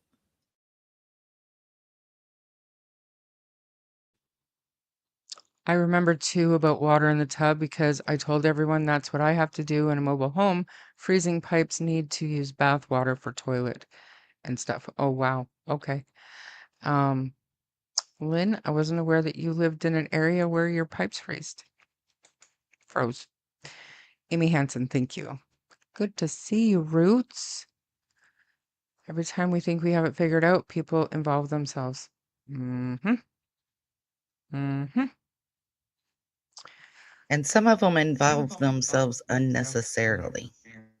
Durwood. I think most do. There were literally 3 people on the property. That's it. Anybody else is just getting secondhand, third-hand information. I used to listen a lot to Shanatra. I could never say her name, Katrina. Speaks channel, which was audio of dispatch, and I feel like that's where I came across it, but honestly, who knows for sure at this point. Malehya's grandmother and great aunt stayed, so I didn't think much of beds made, but because that bug article disappeared, I can't help but wonder if it was a lot of false info even in the newspaper. And there were other articles that had come out that did end up retracting certain information because they didn't get it right. So that's not unheard of, Cheryl. Shar, I agree, but months later, cadavers were there, helicopter with high-tech equipment, drones, air-sent dogs, not one seen disturbed ground with the rain through time soil sinks, which is truly why I'm hoping and praying that this next search in the springtime will produce something. Scent dogs, cadaver dogs can get scents months later, years later, decades later, you guys. Thank you, Deanna. Um,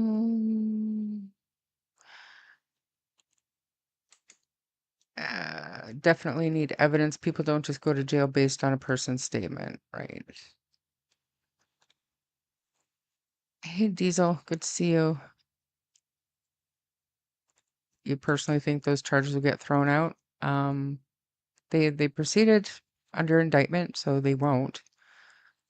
Why do you think that the charges would be thrown out, Angus? Wasn't the brother on the property early on too, and very upset if I remember. So Justin did help search day one, and he was there helping search every day. And Belinda said she saw him very emotional, crying, and that was on the Monday. So yes, yes. Content creators going to meet with Anita after speaking on phone.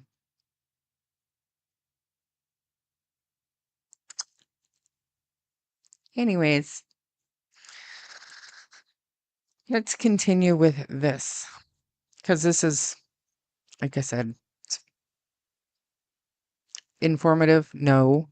Interesting, 8 months ago, and just as interesting to listen to Sunny and I 8 or 11 months ago. So I'm gonna. Did something happen? How so? Justin's dog passed away in December.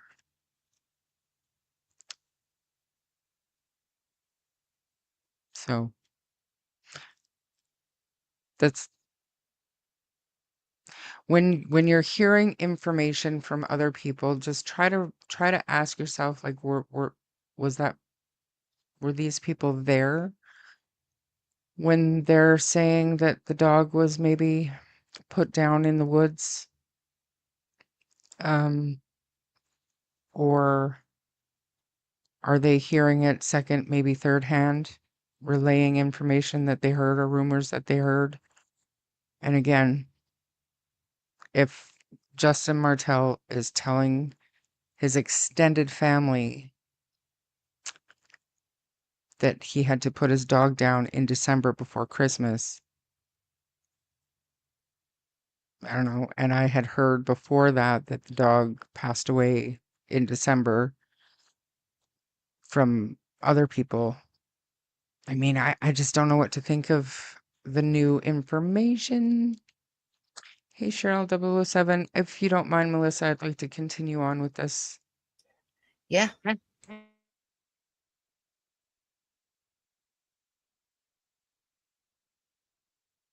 But there's always, in a mother's mind, you're always thinking the worst. Last night was one of the worst nights because I didn't have them in their beds. And I don't want to go through that another night without them. Should have worn your Hello Kitty shirt, Chase. That'd make you always wear that in your when you don't feel good. You should go get that. Yeah, it's got a hole in it. Okay. All right, Mark, what do you got? Yeah. Okay. So first off here, we get a whole bunch of positive comments about the kids. Yeah, which is really great. Often what we see or hear in cases where somebody has been responsible or knows something about the missing kids is that they will put out some negative ideas about them, almost kind of with an edge of kind of victim blame on them. Well, here we do get, they'll talk your ear off, which we've had from other people who were involved actually in the disappearance, where they've gone, you know, these kids they make a lot of noise, you know. And then she says, they'll speak to anyone in a store, everyone. Now, we could construe that as going, okay, so like they get themselves into trouble by talking to strangers, like anybody, okay? I don't think that's what she's getting at here. I think in Nova Scotia, where she's from, the culture is you talk to everybody. Like in downtown Toronto, and this is Canada, like if I go around talking to everybody, like I'm going to get myself into trouble. In London, if I talk to anybody I see, I'm going to get myself into massive trouble, massive trouble. Tracy went. What do you blue nosers think of this? And Angus, us too, us too. We're just more interested in the analysis, looking back on it, knowing that they have very little collateral information. So looking back is interesting. That's all. What do you blue nosers think of what he just said? I first knew her in London. She's from Nova Scotia. Well, her family are from Nova Scotia, so she has some elements of that. She'd smile at people in the park and say hello and whatever. I'd be like, don't get involved. Don't get involved. And this was in London, City of London. Don't get involved with anybody else. Just don't. We don't need that. So look, I think talk their ear off and talk to everyone, anyone. Those are both positives. They're good kids. They're good social Nova Scotian kids. Okay. I appreciate the effort, she says. Okay, so she says, and now there is a polite, gentle inference, I would say, that the police, the authorities, investigators could and should be doing more. But notice how polite it is, how politely she infers, like, get it together, tell everybody they're missing, come on, let's get this together. But she's being super polite about it. And you might go, why isn't she going, hey, come on, find my kids, because it's Nova Scotia. Like, you don't start shouting at the police. They're your next door neighbors. They're nice people. They're your aunts and your uncles, So she is, in her way, asking for more help, which is important. Want them found, want them home. Everyone loves them. I mean, clear as day there. It's interesting, she talks about the possible autism, slower at school, needing more help. I picked up from just articles that are coming through on my feed that this family had been visited earlier by child services. And there seems to be some speculation around that. Of course, my guess is speculation is around abuse. If you have kids that aren't doing well at school, the last place they will ever want to be is school. Okay, so they will find every way possible not to go to school. Okay, and if you're a parent, you'll probably, knowing that they're having trouble, you'll probably help them stay off school a little bit. And the first indicator that any social services should be looking for is there some abuse at home, is why aren't they at school? But it doesn't mean that there's abuse involved. So it was interesting that she flagged that up. This is, by the way, if you see the movement, this is Peach down here. There's Peach. Some people have said, I don't think Peach exists. Yeah, of course Peach exists. Peach is down there. COVID. Yeah, Peach is down there. And that is real emotion at the end there. I have an ability to put myself very to have low empathy.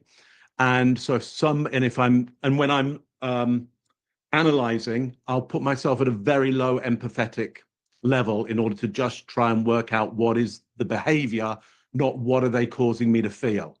I felt empathy for her at the end, which likely means it's a real emotion happening there, because I'm not able to cut it off very easily. Greg, what do you got on this one? So let's talk about cadence. I'm not going to cover a lot of the same things, Mark, but what I will point out is you're right. When she's talking about positive, listen to her cadence, bam, bam, bam, bam. When she starts to talk about things that are negative, like the children's difficulty in school, she navigates and she slows. When she talks about the Amber Alert, she slows.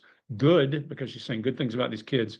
If you're thinking about negative things like, my kids are dead or gone, and you're not thinking of the positives of the children, even if you're saying positive things, it probably would affect her cadence. So good, that's good to see a variation in cadence, I think.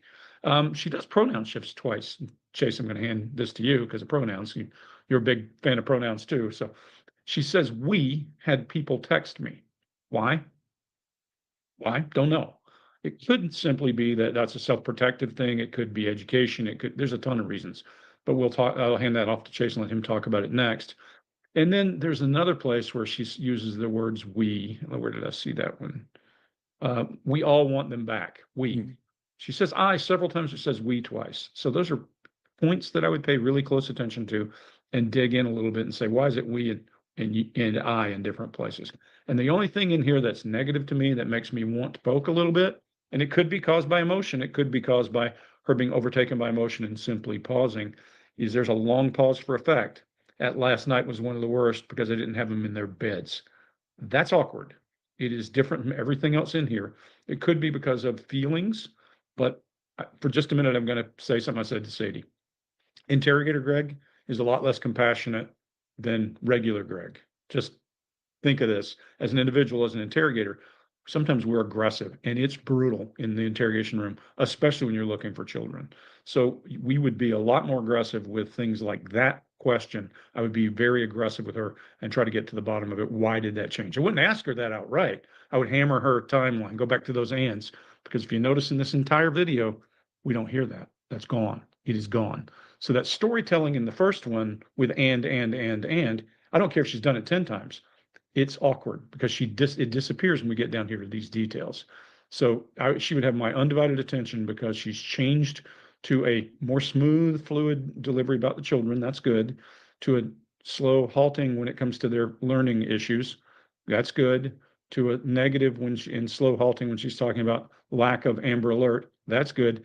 But there are two things in there. Those pronoun shifts and that pause for effect would have me crawling all over her. And I've said this to Sadie sometime we should cover the difference in how much compassion we have for people in this situation and when we're the guy in the room. And I want you to remember that when you're dealing with a police interrogator, they might be the nicest, best people you'll ever meet, but they've got a job and that's what they're after. Chase, what do you think about those we's? Yeah, so I think there's definitely some pronoun shifts going on there. And the first thing, if you hear a pronoun shift in any statement, is you look for context. What is it around? Is it around simple things or is it around some specifics? And the thing that she's getting the pronoun shifts around is communication and like the teamsmanship that usually happens between parents. And I think what's going on there, what we saw in the last video is there's a dynamic shift between them where they're kind of like separating from each other. They're not talking to each other anymore. And I think this pronoun shift is just kind of residue from speaking as a couple to speaking as an individual about certain things. And I bet they were probably talking to each other a lot and getting text messages at the same time. And she's probably speaking in her old way of speaking when a relationship was active at some point.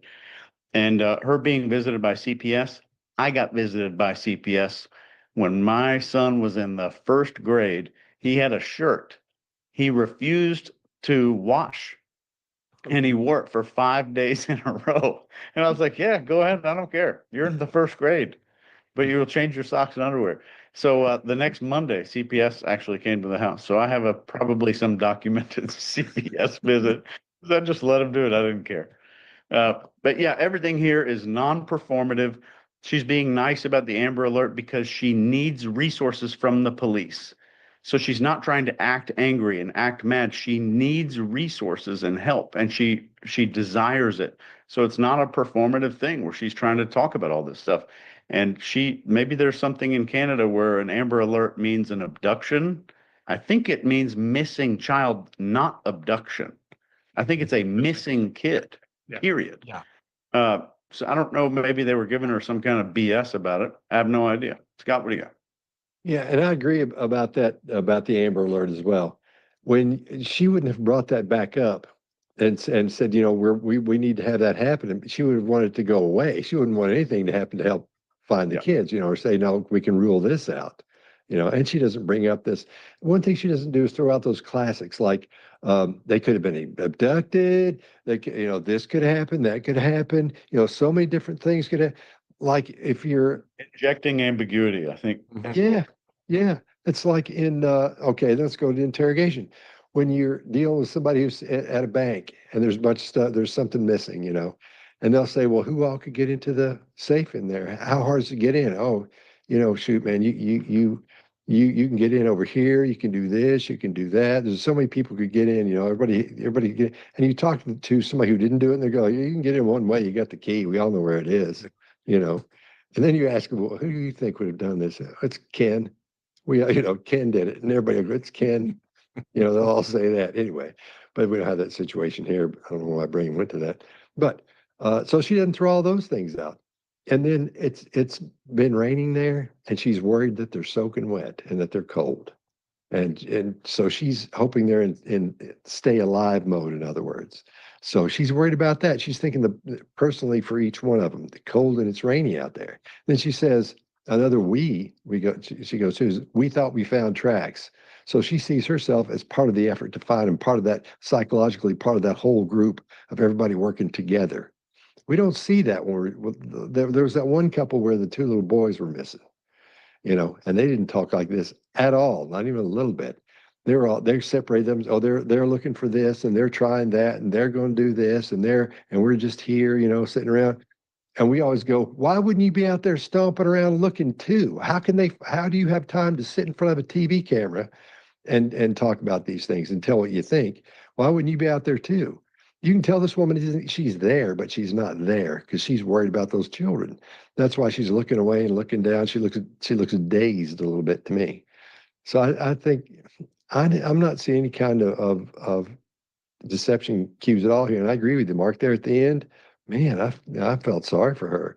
And again, like I always say, becoming an interrogator has enabled me to be I always knew I could be. And I can look at those things and go, nope, I don't care. But that got me too. You could just see it on her. I think that's the pain of the whole thing. So, anybody else? We good? Yeah.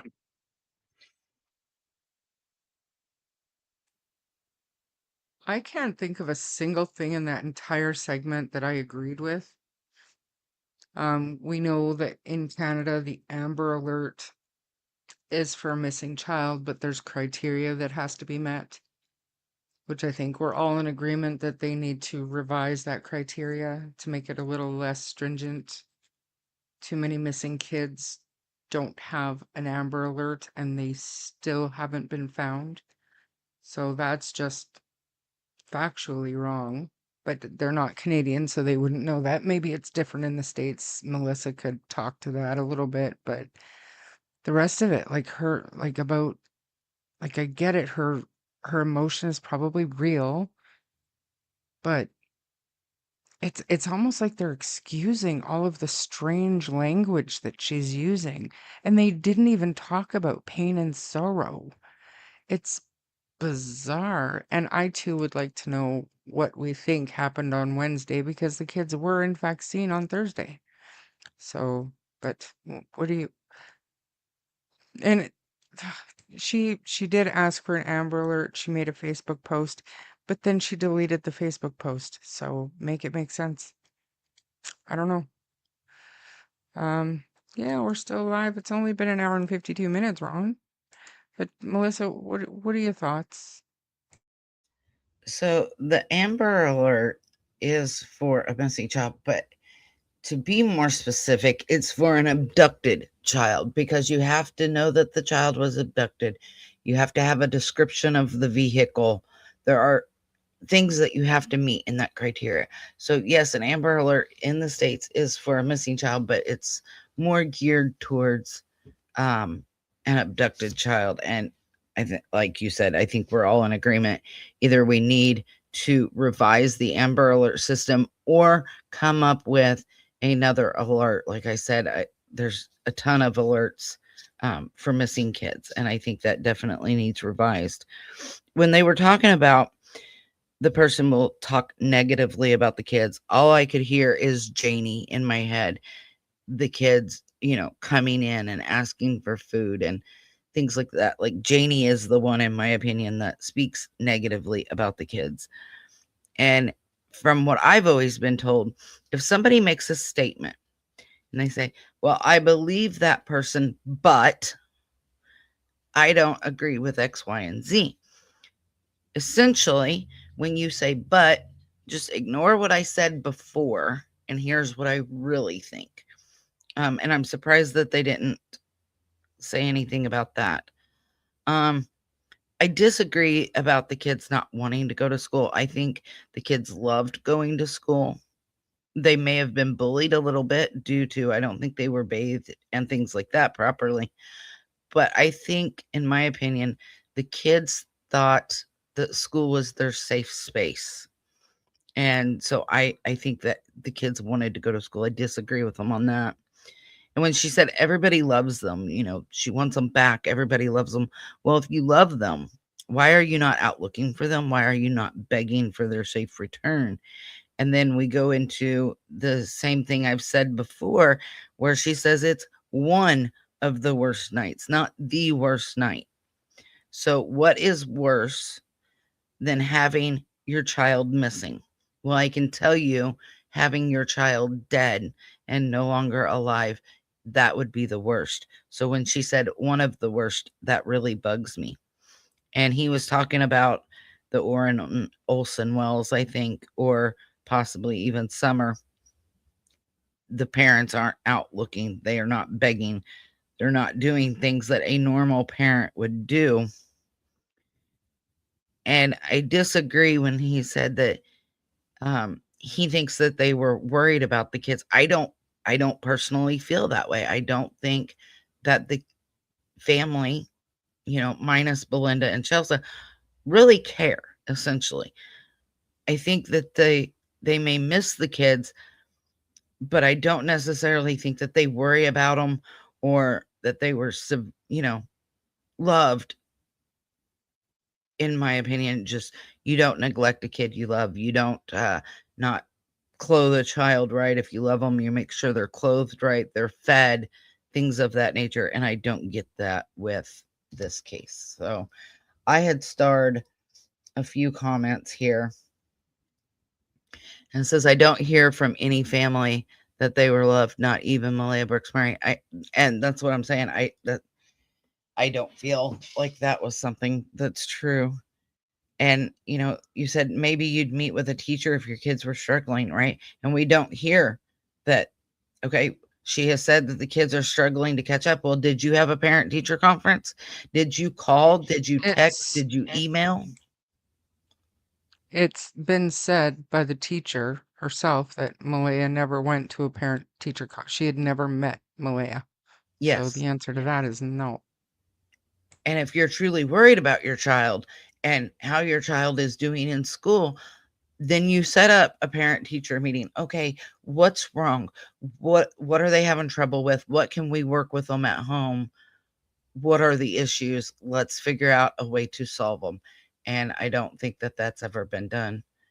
If she loved and cared for the kids, they would have been dressed properly, coats, etc., and have proper food and not be going hungry. I agree.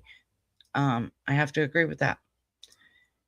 And they said, Seawood said, when they say we, she doesn't want to take accountability for herself. And I think that's very possible. I really do. That's a good way to look at it. Marie said, pushing a narrative with the talk to strangers in a store, they'll talk your ear off, they'll go with anyone that offers food or water, which is essential, basic needs, right? An Amber Alert, but not panicking and distraught at that thought. Yeah. Her father is a tracker, and yet she didn't even ask him for help. And I remember when I go back to the interview that Henry Brooks did, he says he didn't even know until I think it was Sunday that the kids were even missing. So if you know your family member has this training and is this tracker, why would that not be your first call? Daddy, I need help. Dad, please get here. The kids are missing. I can't find them. I need your help. Please come track down where my kids are. And she never did that. And then she's Tiff Louise said, perhaps she was under distress. Well, even if you're under distress, you're going to be looking for your children. I know this firsthand. You're going to be out there looking. You're going to be trying to figure out where they're at. You're not going to be doing the things and saying the things, in my opinion, that Malehya's done.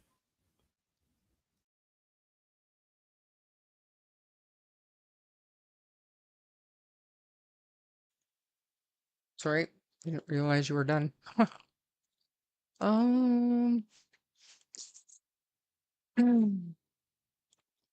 Tick me off is when she said she wanted them in their beds. I'm sorry that didn't go over with me. I would want to be hugging them and telling them you love them. The Wells still haven't gotten their boys back from CPS because Summer hasn't been found. That case is just like so many. No, does nobody else see that? It is. Malehya wasn't functioning normally. She was in surviving each day without the children, getting more black eyes or worse, in my opinion, managing Daniel's moods, substance misuse, depression. She will not have moved much. And I mean, maybe, but none of us were there to know that for sure, right? We're literally just listening to what these professional men had to say all those months ago. But in saying that, we've seen pics outside in the snow with snowsuits and hats. And I was told by Cheryl that the kids absolutely had their own coats and such. And there were times where they would forget their mittens at home or they'd lose a mitten at school or something and it would have to be replaced at school. But I was told that the kids absolutely had their own coats. Did she actually say to anyone who offers food and water? Daniel said that. Daniel said that, Ron, not Malehya. Daniel did say those words. Is today Lily's birthday? What a shame. Why did I think it was the 21st? But what a shame I haven't seen anything online for a vigil like Jack got. Have we given up? I truly thought it was the 21st, Angus.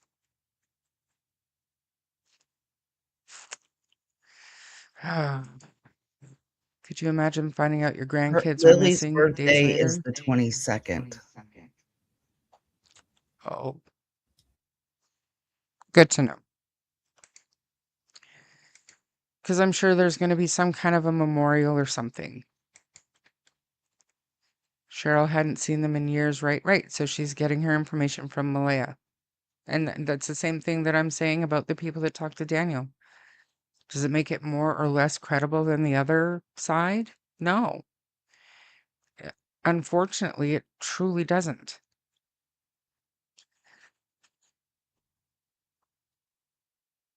I See just what want to I say, thought I so know too, but it's the 22nd because I got that from Belinda. When I first started creating the document, I asked, what are their birthdays? What were their likes, their dislikes? Do they have birthmarks? Things of that nature. Kent organized it for Jack, right? I'm sure he doesn't want anything to do with any of this now. Don't kid yourself. He's still behind the scenes, I'm sure of it. But, I mean, Lily has the exact same number of family members that Jack does. Just saying. I'm making a star ice candle. Aw. I had a reminder in my phone on the 21st. Maybe I'll make some cupcakes and we'll do a live stream and we'll just, we'll wish her happy birthday together. I mean, maybe they'll have something. Haven't heard anything yet, but Belinda had a beautiful birthday video on TikTok. Nice. CPS can visit you if your child is absent from school a lot if no medical evidence is seen. Sure they can. Well, yeah, But that would that be would be educational neglect.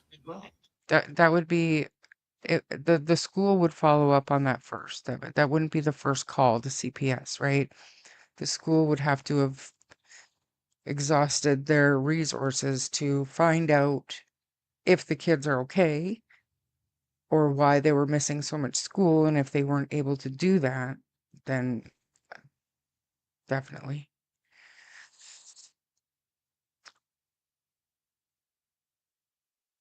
When my mother died, I went a deep depression, almost died. I went to bed for 2 months straight, ran away to where she used to have her condo, and it's going to be 19 years in April, still not well. And I can relate. My brother passed away. I feel like my world changed. You change, and I firmly believe that you never get past grief. you kind of learn to live with it, and it changes you, and it becomes part of your personality, that grief, that missing person. But most people are able to, you know, to adapt to that new part of themselves. You have a new normal. I know with Nick, when I try to think back to things that have happened, a lot of times it's, well, it happened before Nick died, or it happened after Nick died. Like it's kind of a new set space for a timeline. And it's just it doesn't go away. It just becomes easier to live with in some aspects. And that makes it kind of sad because your memories start to fade. And I try, like, as often as I can, I will share like Facebook memories and stuff like that. And sometimes my dad will say, you know, why are you dwelling? Like, I'm not dwelling. I'm adapting. I don't want to forget the sound of his voice, you know. I would prefer not to have all these memories come up about his battle with cancer and, you know, all of the bad things, but I'll take what I can get. You know, if I've got videos of him in his hospital bed talking and enjoying a piece of cake, then I'm going to share that every single year. Or a video of him, you know, entertaining his grandkids in a restaurant because he was so loud and positive. I'm going to share that every chance I get. It's not dwelling, it's adapting, and it's very important to never forget. Because to me, you keep their memory alive when you don't forget. You keep their voice out there, and it's no different than Jack and Lily. We don't know if they're alive or not, but sharing pictures of them, celebrating their birthdays, um, I don't think there's anything wrong with that. Hmm. In Kentucky, they were arrest the parents. Were not, I have heard that in the States, yeah.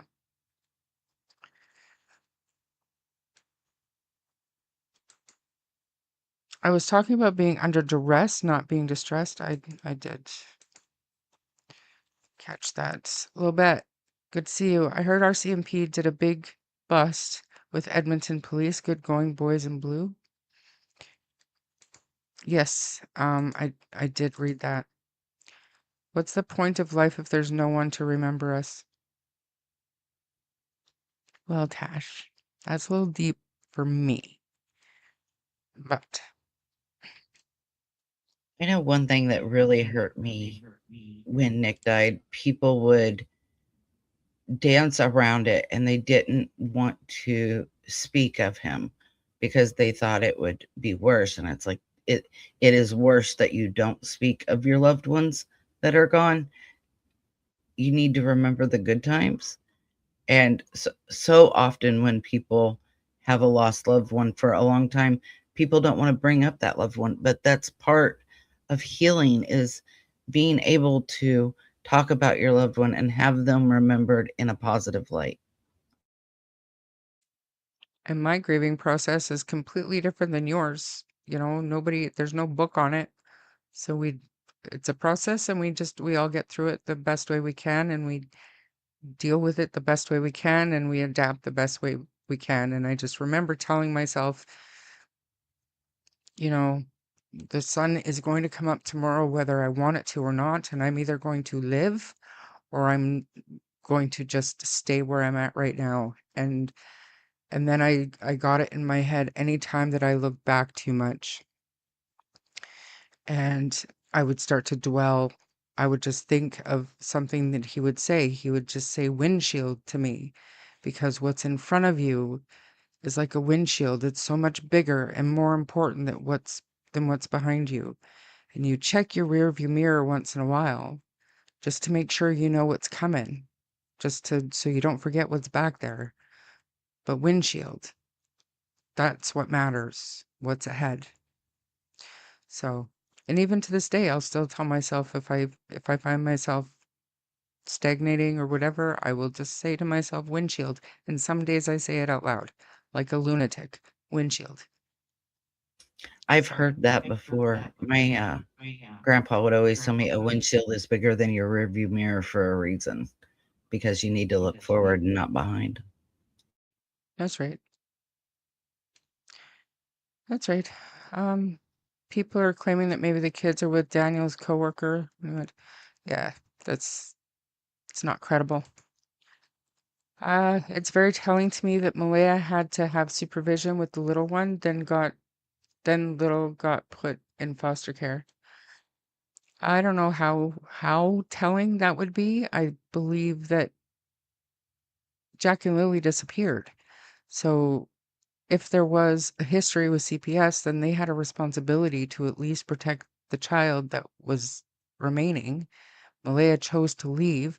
It could have been, and we don't know for sure, but we've heard that Malehya left so abruptly because of the condition of the property on Gerlach Road, which is possible. But the supervision order would have been probably because Jack and Lily are missing, and we don't know what was in those CPS files. We just don't.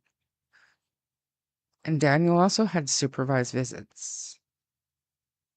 But that doesn't strike me as odd, because if you have 2 missing children out of 3, I would expect that CPS would step in and say, until we know what happened, until we can prove that you're doing what you're supposed to be doing as a parent, you're going to have supervised visits. That doesn't surprise me at all that they had supervised visits.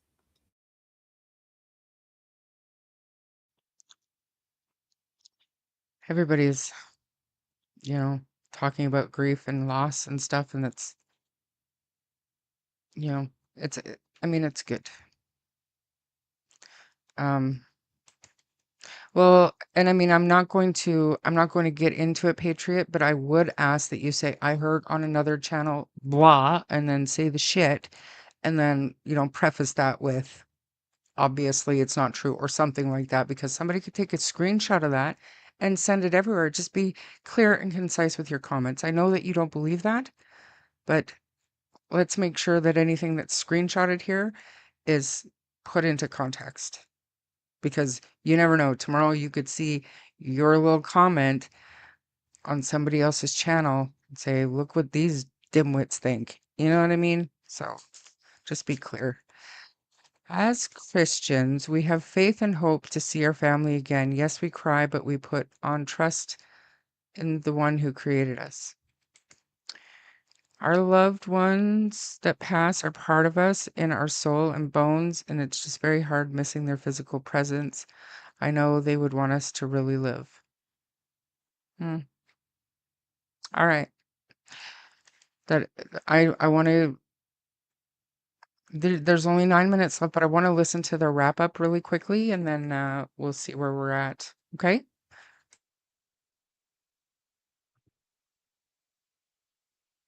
And I don't want to go through that another night without them. All right. This has been a fairly interesting one. Mark, what does it look like to you so far? Yeah, I'm just going to pick up on one thing here that we heard before. It's this piece of I didn't have them in their beds. Greg, I think you picked up on this idea that there's a real difference in the way that she pronounces that. I didn't have them in their beds. I think that's about responsibility. That it's your responsibility as a parent to have them in bed at night, and if for whatever reason that hasn't happened, you feel if you're a great parent, you feel responsible. I would say being a parent is, though you love your kids, it's more about responsibility than it's ever about love. I mean, you can love somebody and be totally irresponsible about the whole thing. Responsibility is a whole different level. What I get from this is there's a real dreadful feeling of responsibility that she has. At the same time as I want my kids back, there's this nagging feeling of responsibility that it's down to, it was up to her for them not to go missing. And there's that battle all the way through. That's where the tension is. If you see tension in this, if you see something that you're worried about in this, I think it's that her managing the horror of her, she for whatever reason lost responsibility at some point, or wasn't responsible enough. Chase. What are your thoughts? Which we've all done. You know, Yeah, of course. we've all had a moment of neglect. We've all had a moment where, something could have happened and didn't, and something did here. And I'm willing to bet she was in that bedroom the night before this was recorded, and she was probably sitting in there crying on the floor or just sitting in there. That's heavy. And that's probably hitting her. But what we don't see here that we see in a lot of the other ones is perception management and performance. We're not seeing her try to change how people are seeing her as a person. She is behind her eyes. Her awareness is way back behind her eyes this entire time. And when somebody's performative, they're all the way out here because they need to check in with everybody to make sure that everyone's buying their story. Everyone is buying what they're selling, and she is selling nothing to anybody. Greg, what do you got? Yeah, I'm going to disagree with you guys a little bit on this one because I'm middle of the road on this one, candidly. This one, because of the and that pattern, makes me really uncomfortable. I'll just say that. And remember, I took the approach, I'm looking at this like I'm going in to interrogate this woman. And so when I look at that and I hear that and, it feels a lot like a 911 call to me. And it feels a lot like telling a story instead of saying, hey, here's what's going on. I do understand she's asking questions. Let's do percentages real quick. Yeah, If y'all let comfortable me with it. let me finish this piece and let's do a percentage. So for me, I agree with everything you said, Mark. The Child Protective Services piece is a data point for me because if she's just told this story, she's going to have and in her mind because she needs to validate if something's happening, she's had to protect herself, for example. So I get it. That part could affect the story. But there's also responsibility on the part of us. And to your point about her feeling responsible, yes. On the side of the interrogation team, on the side of the guys who are doing the work, I would have the responsibility to say, there's an anomaly. I want to know why. I'm not saying she did anything. I'm saying this would get the worst of me because I would tear every detail of the story apart looking for any deviation. And I do think these people live kind of a marginal life. If you saw their place, it reminds me a little bit of Don and Candace. The house is in shambles, that kind of thing. So they probably are accustomed to having to accommodate reasons why things occur because everybody knows if people make excuses for why things are the way they are when they can't control them. When you're marginalized, that's the case. So I'll give her the benefit of a doubt there, but say if I were interrogating, I would take that story to pieces. I would just go after the story there because it is not fluid like the second part of the story is fluid, which makes me very uncomfortable. I'd say if I were going in, Chase, with a 60-40, I'd say 60% I don't trust her, 40% I do. How's that? I was going to say, what is our percentage for each one of us that the disappearance of these children was not a willful act? You mean something these people caused in some way? Right, willfully. Thought out, not Not just not an accidental situation. Right.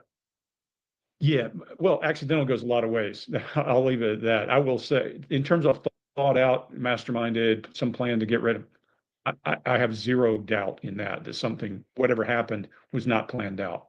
Yeah, I'd go the same, 0. Yeah, planned out. Could they be part of it? Different story, different equation entirely. Because you feel grief if you cause the death of your own child, for sure. But what bugs me about this, when little kids get up, they want to eat. They're not going to be outside goofing around. They're going to be coming in there going, hey, what's going on? Why isn't she up already? You know what I mean? We need to eat. But that's the first thing you do in that the protocol of the day for kids is they want to eat. I don't usually do this, but since you're bringing it up, if I live in a place with bears and I got a silent door in my house, I'm going to fix that, number one. Number two, nothing looks silent in their house. There's a whole lot of story holes that I wasn't touching that I would say, okay, hold on. But look, I live in the woods. If I had a child here, every door I have would have a childproof lock because we don't have bears. But what we do have is woods and creeks and rivers and all that kind of thing. So forget all that. I was just trying to give her the benefit of a doubt on the story and say, I'm not thinking that she came up with some idea. Might not even be the kids are gone that they're still living and gone. Who knows what the story is? I'm just telling you that with this short 2-minute video that we just watched, 2.5 minutes, it's difficult to know because she's not challenged on any of the questions, my opinion. Okay. I feel like that's a good place to end this one. Dodie, I'm so sorry for your loss. And it's good to see everybody giving condolences in the chat. And the first thing I thought of when you said that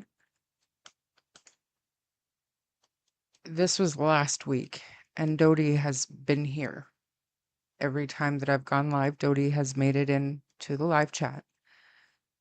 And obviously, we would have no idea if Dodie didn't share that with us. So this just backs up my mantra that you never know what somebody else is dealing with, and try to always be kind. So, Dodie, I'm so sorry for your loss. Thank you for sharing that with us. And thank you to the community for being so kind to Dodie.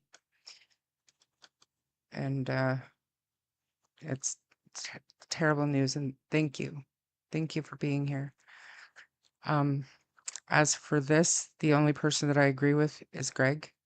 But we can see at the very end, they kind of all come to the same conclusion that a lot of us have, is that there is a small, not even small, I think it's growing, but I think the majority of people out there do not think that this was a planned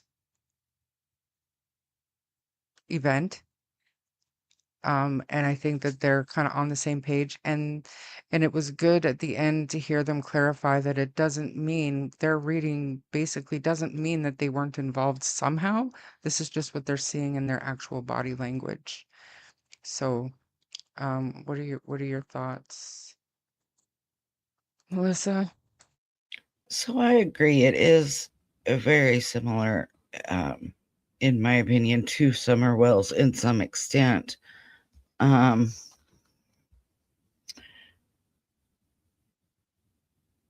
I can't read what I wrote. Anyway, I had another note, but I can't read it right now. So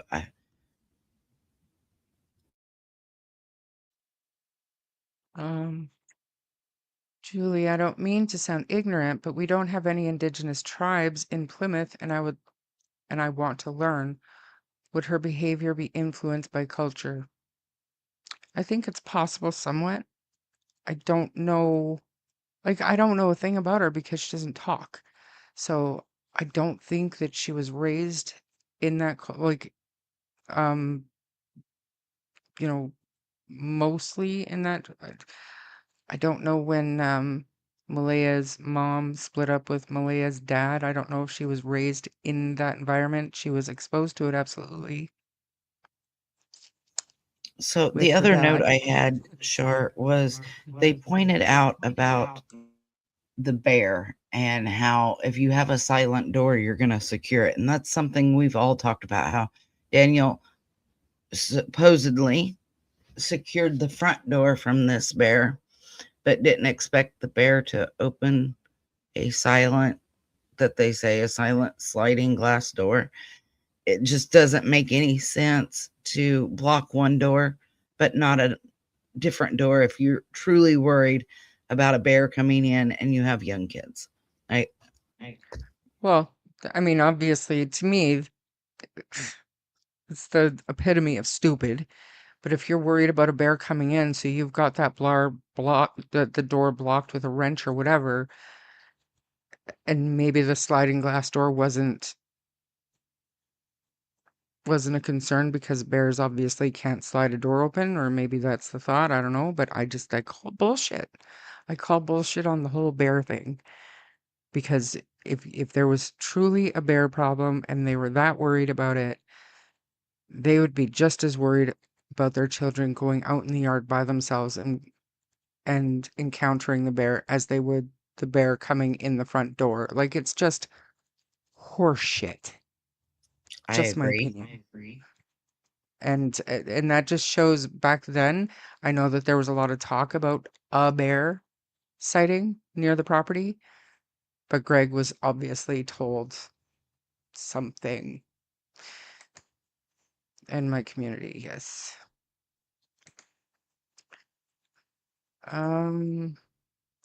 Thought about that today. For example, police can't solve crimes in Black Nova Scotia communities because no one cooperates with the police. People are brought up that way. Yeah, a generational, absolutely mistrust of the police. It happens. We don't know if there was a latch on that door. We don't know anything. Indigenous to a lesser extent. I feel like more recently because of the cannabis stores. And I mean, I just see random things on Facebook here and there about it, but I think the unrest is a little bit more pronounced nowadays. And maybe I'm wrong. Maybe I'm wrong. I wouldn't know. Yeah, Patty raised Malaya. That's what we've heard. And Patty is Cindy's mom, so not in that community. Um, like I said, I don't know how much she was exposed to it, if it would affect her, unless you guys are talking about actual genetics. But we're products of our environment, absolutely. Goes back to the So age-old question of nature versus nurture. don't even get me started. I did my college paper on nature versus nurture. I actually got 100%. Like I got an A on it, but there are so many facets to nature versus nurture, and in almost every single case, it's both. It's absolutely both. I agree. Yeah. Bears are smarter than they look. Well, they are, but I think the bear excuse was bullshit. For the wrench on the door, I think it was bullshit. I do. I'm not saying there wasn't a wrench on the door, but I'm saying if they were really worried about a bear, they would have been just as worried about the kids getting out. And then I have to go back to, I believe that the kids probably got out a lot more than we were led to believe at the beginning, just simply based on Janie's account of the conversation. She came out of her RV. Malaya was standing there with Meadow on her hip. Janie said, "What's up?" Malaya said, "Kids are missing." Janie said, "How long?" About 20 minutes. That's it. And a normal conversation for kids that aren't allowed to go outside by themselves, that usually don't wander, would be, "What's going on?" "The kids are missing." "What do you mean the kids are missing? I just heard them." How long? How long do you think they've been missing for?" "Like 20 minutes." And you and I have discussed that because it was almost as if when she said, "Well, how long have they been missing?" It's almost as if she said, "Well, how long this time?" And you and I have talked about that, and that whole conversation just doesn't sound right because, like you said, "Well, what do you mean? I just heard them." It wasn't that. It was, "Well, how long this time? They've done it before." And that just irks me. Well, exactly. And for them to think, if you listen to them down the road and they're talking about Jack didn't like going in the woods, blah, blah, blah, blah, blah. Lily didn't like to get dirty, blah, blah, blah, blah, blah. They didn't like to be cold. They didn't like to be wet. You put all that information together, would that be your first inkling if they've never done that before? They must Well, have gone even in the if they've woods. done it before, if No, they don't I like mean, being if they were, cold, they don't like being wet, they don't go off in the woods by themselves, but yet that's your first thought is they went in the woods on a cold, rainy day? that's my point. That, that's exactly my point. Like they'll never convince me that the kids didn't wander, maybe even up to their fort quite often, for them to automatically think they must have gone in the woods. And for Daniel to think he can just run up there real quick and get them. But then he said Malaya was already on the phone to 911 when he got back down. So, But he also says that he told her to hold on a minute when she said, "Should I call 911?" It's it's the story has been she called immediately, but yet in another story, well, I told her to hold on for a second, and then in another story, it's like, well, yeah, of course that's what you're gonna do. So his story as far as the 911 call has changed several times. yeah, they're more scared of people here as well, but we do have a lot, not a lot, but it's not unheard of to have bear attacks and fatal bear attacks up here. Um, and I know that they took a video of a bear in their driveway. I've had many a bear in my driveway. I'll tell you what, I've never worried about them coming in the front door. Maybe I should. But if I was worried about that, I probably would have been just as worried about them coming in the back door. And somebody else made a really good point, Marie. Wouldn't a bear eat Janie's chickens? You would think. I mean, it Not probably really. be They're just as enclosed. easy. Well, if they're willing, if they're scared the bear is going to go into the house, wouldn't they be scared they would go into the chicken coop? Well, I think that's why she has, if you look at the pictures, she has a fence around them, but there's also a fence across the top. So she's got them enclosed. So I think that's why they weren't as worried about them getting the chickens. Yeah, I still say the bear's bullshit. I just agree. do. They don't clean up after an attack, and I'm sure, yeah. Oil riggers always carried bear spray when my husband worked on rigs in Alberta. It's a requirement. I teach bear awareness and actually predator spray. We have to actually sign guys off to be able to use predator spray and how to store it. And it's a requirement. We've had What is workers attacked by predator spray? cougars. It's bear spray, but it's, we call it predator spray because we have mountain lions up here. We have wolves, any kind of predator. We've had an oil field worker attacked by a cougar not too Oh, terribly long wow. ago. Like it does happen. A lady was coming out of an outhouse on an oil field site, and she was attacked by a black bear, and it killed her. I mean, these things happen. So I just had and never heard, I've heard of bear spray, but I've never heard of predator spray. That's interesting. brown bears, and we have grizzlies and black bears. We absolutely do. Yeah, no, we have them all here. The only ones we don't have here, polar bears. There was something. That's a good point, Breaking Beats. I wonder if the chickens made a lot of noise when the kids were outside playing. I wonder. It's a good point.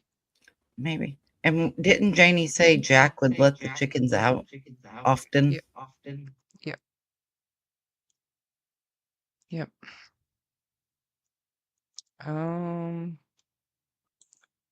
Apparently they were awake when they went missing.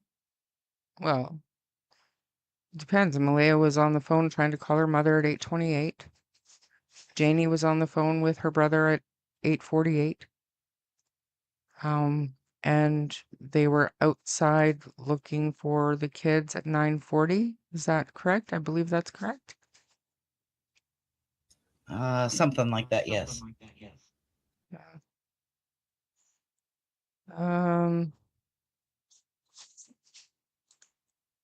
I saw two bobcats separate areas in Nova Scotia last night driving back from Quebec. And coyotes everywhere in BC where the property is. You go outside after dark and it is haunting listening to them howl at each other and screaming and stuff. Scary shit. They would be in the coop that they go in at night. Thank you. Yeah, but didn't she go outside at 7 a.m. to let her chickens out? Yes. That's funny. It's funny.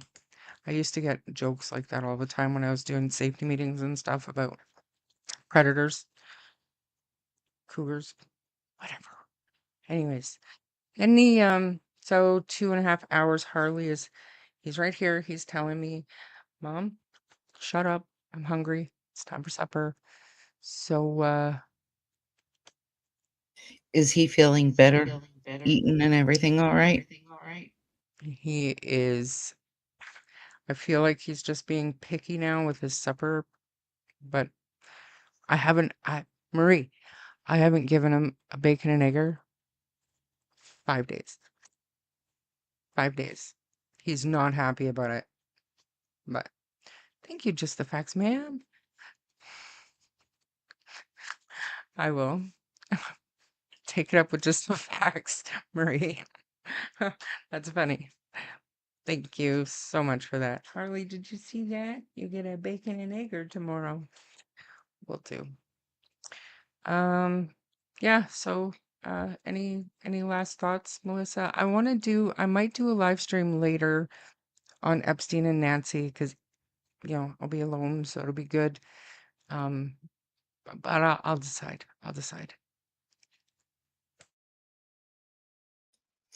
Yeah, I don't know that I've heard of any new updates, honestly, about Nancy. We probably should do one.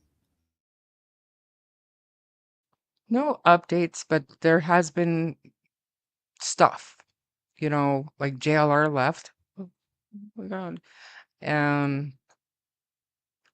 Sheriff said that, I can't remember the exact wording. I have to look it up, but we can look it up together later. But basically said that it could happen again, like somebody else could be targeted, like kind of fear mongering. You know, definitely, definitely worth looking into.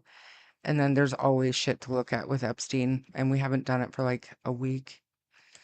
Have grizzlies, mountain lions where I am, as well as black bears, coyotes, and fox. And then some I don't leave home without bear spray. Fair enough. And it freaks me out at home, and Harley will be outside and he'll be wandering around and he will lose it and just be barking up in the bush. And I feel like he could be barking at a squirrel, but it could also be a bear. I don't have those, but I know No. S'mores, he'll just start barking sometimes at absolutely nothing. It's like, I live alone. I'm like, quit, you're freaking me out, dude. What are you barking at? What do you see that I don't see? It's not the seeing, it's the smelling. They smell something that's too far for you to smell, but Harley, because it's out in the bush, he smells everything and everything sets him off. Pissed off. And at first I thought he was just barking to let everybody know he's there, but no, he smells the air and then he'll just decide which direction he's going to bark for an hour. And then that's what he does. So, they actually talk to each other, and I don't mean talk, but they communicate with each other, especially at night. And it's all around you out there. It is haunting. Okay. He's gonna eat me if I don't go feed him, so Michelle After Dark compared the Guthrie case to the Russell Wilson's victims. I think she might be onto something. Let's write that down and we'll Google that later if we do a live stream. I really do want to try, but it's gonna be later. Like later. So, but with that, Melissa, if there's nothing else, I'm gonna end this and go feed Harley and maybe even myself. Go feed the poor boy. He's hungry. He's so malnourished. Right. Okay. Thank you, everybody, for being here. Congratulations on getting your channel back, Melissa. And we will talk to everybody soon. Have a great evening, night, wherever you are. And hopefully we'll see you later. And thank you again, everybody, for letting me hit my goal of 500. And thank God my channel's back. Okay. Bye, everybody. We're going down.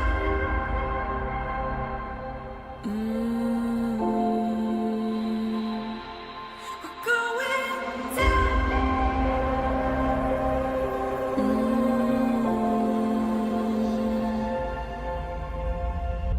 We're going down the rabbit hole.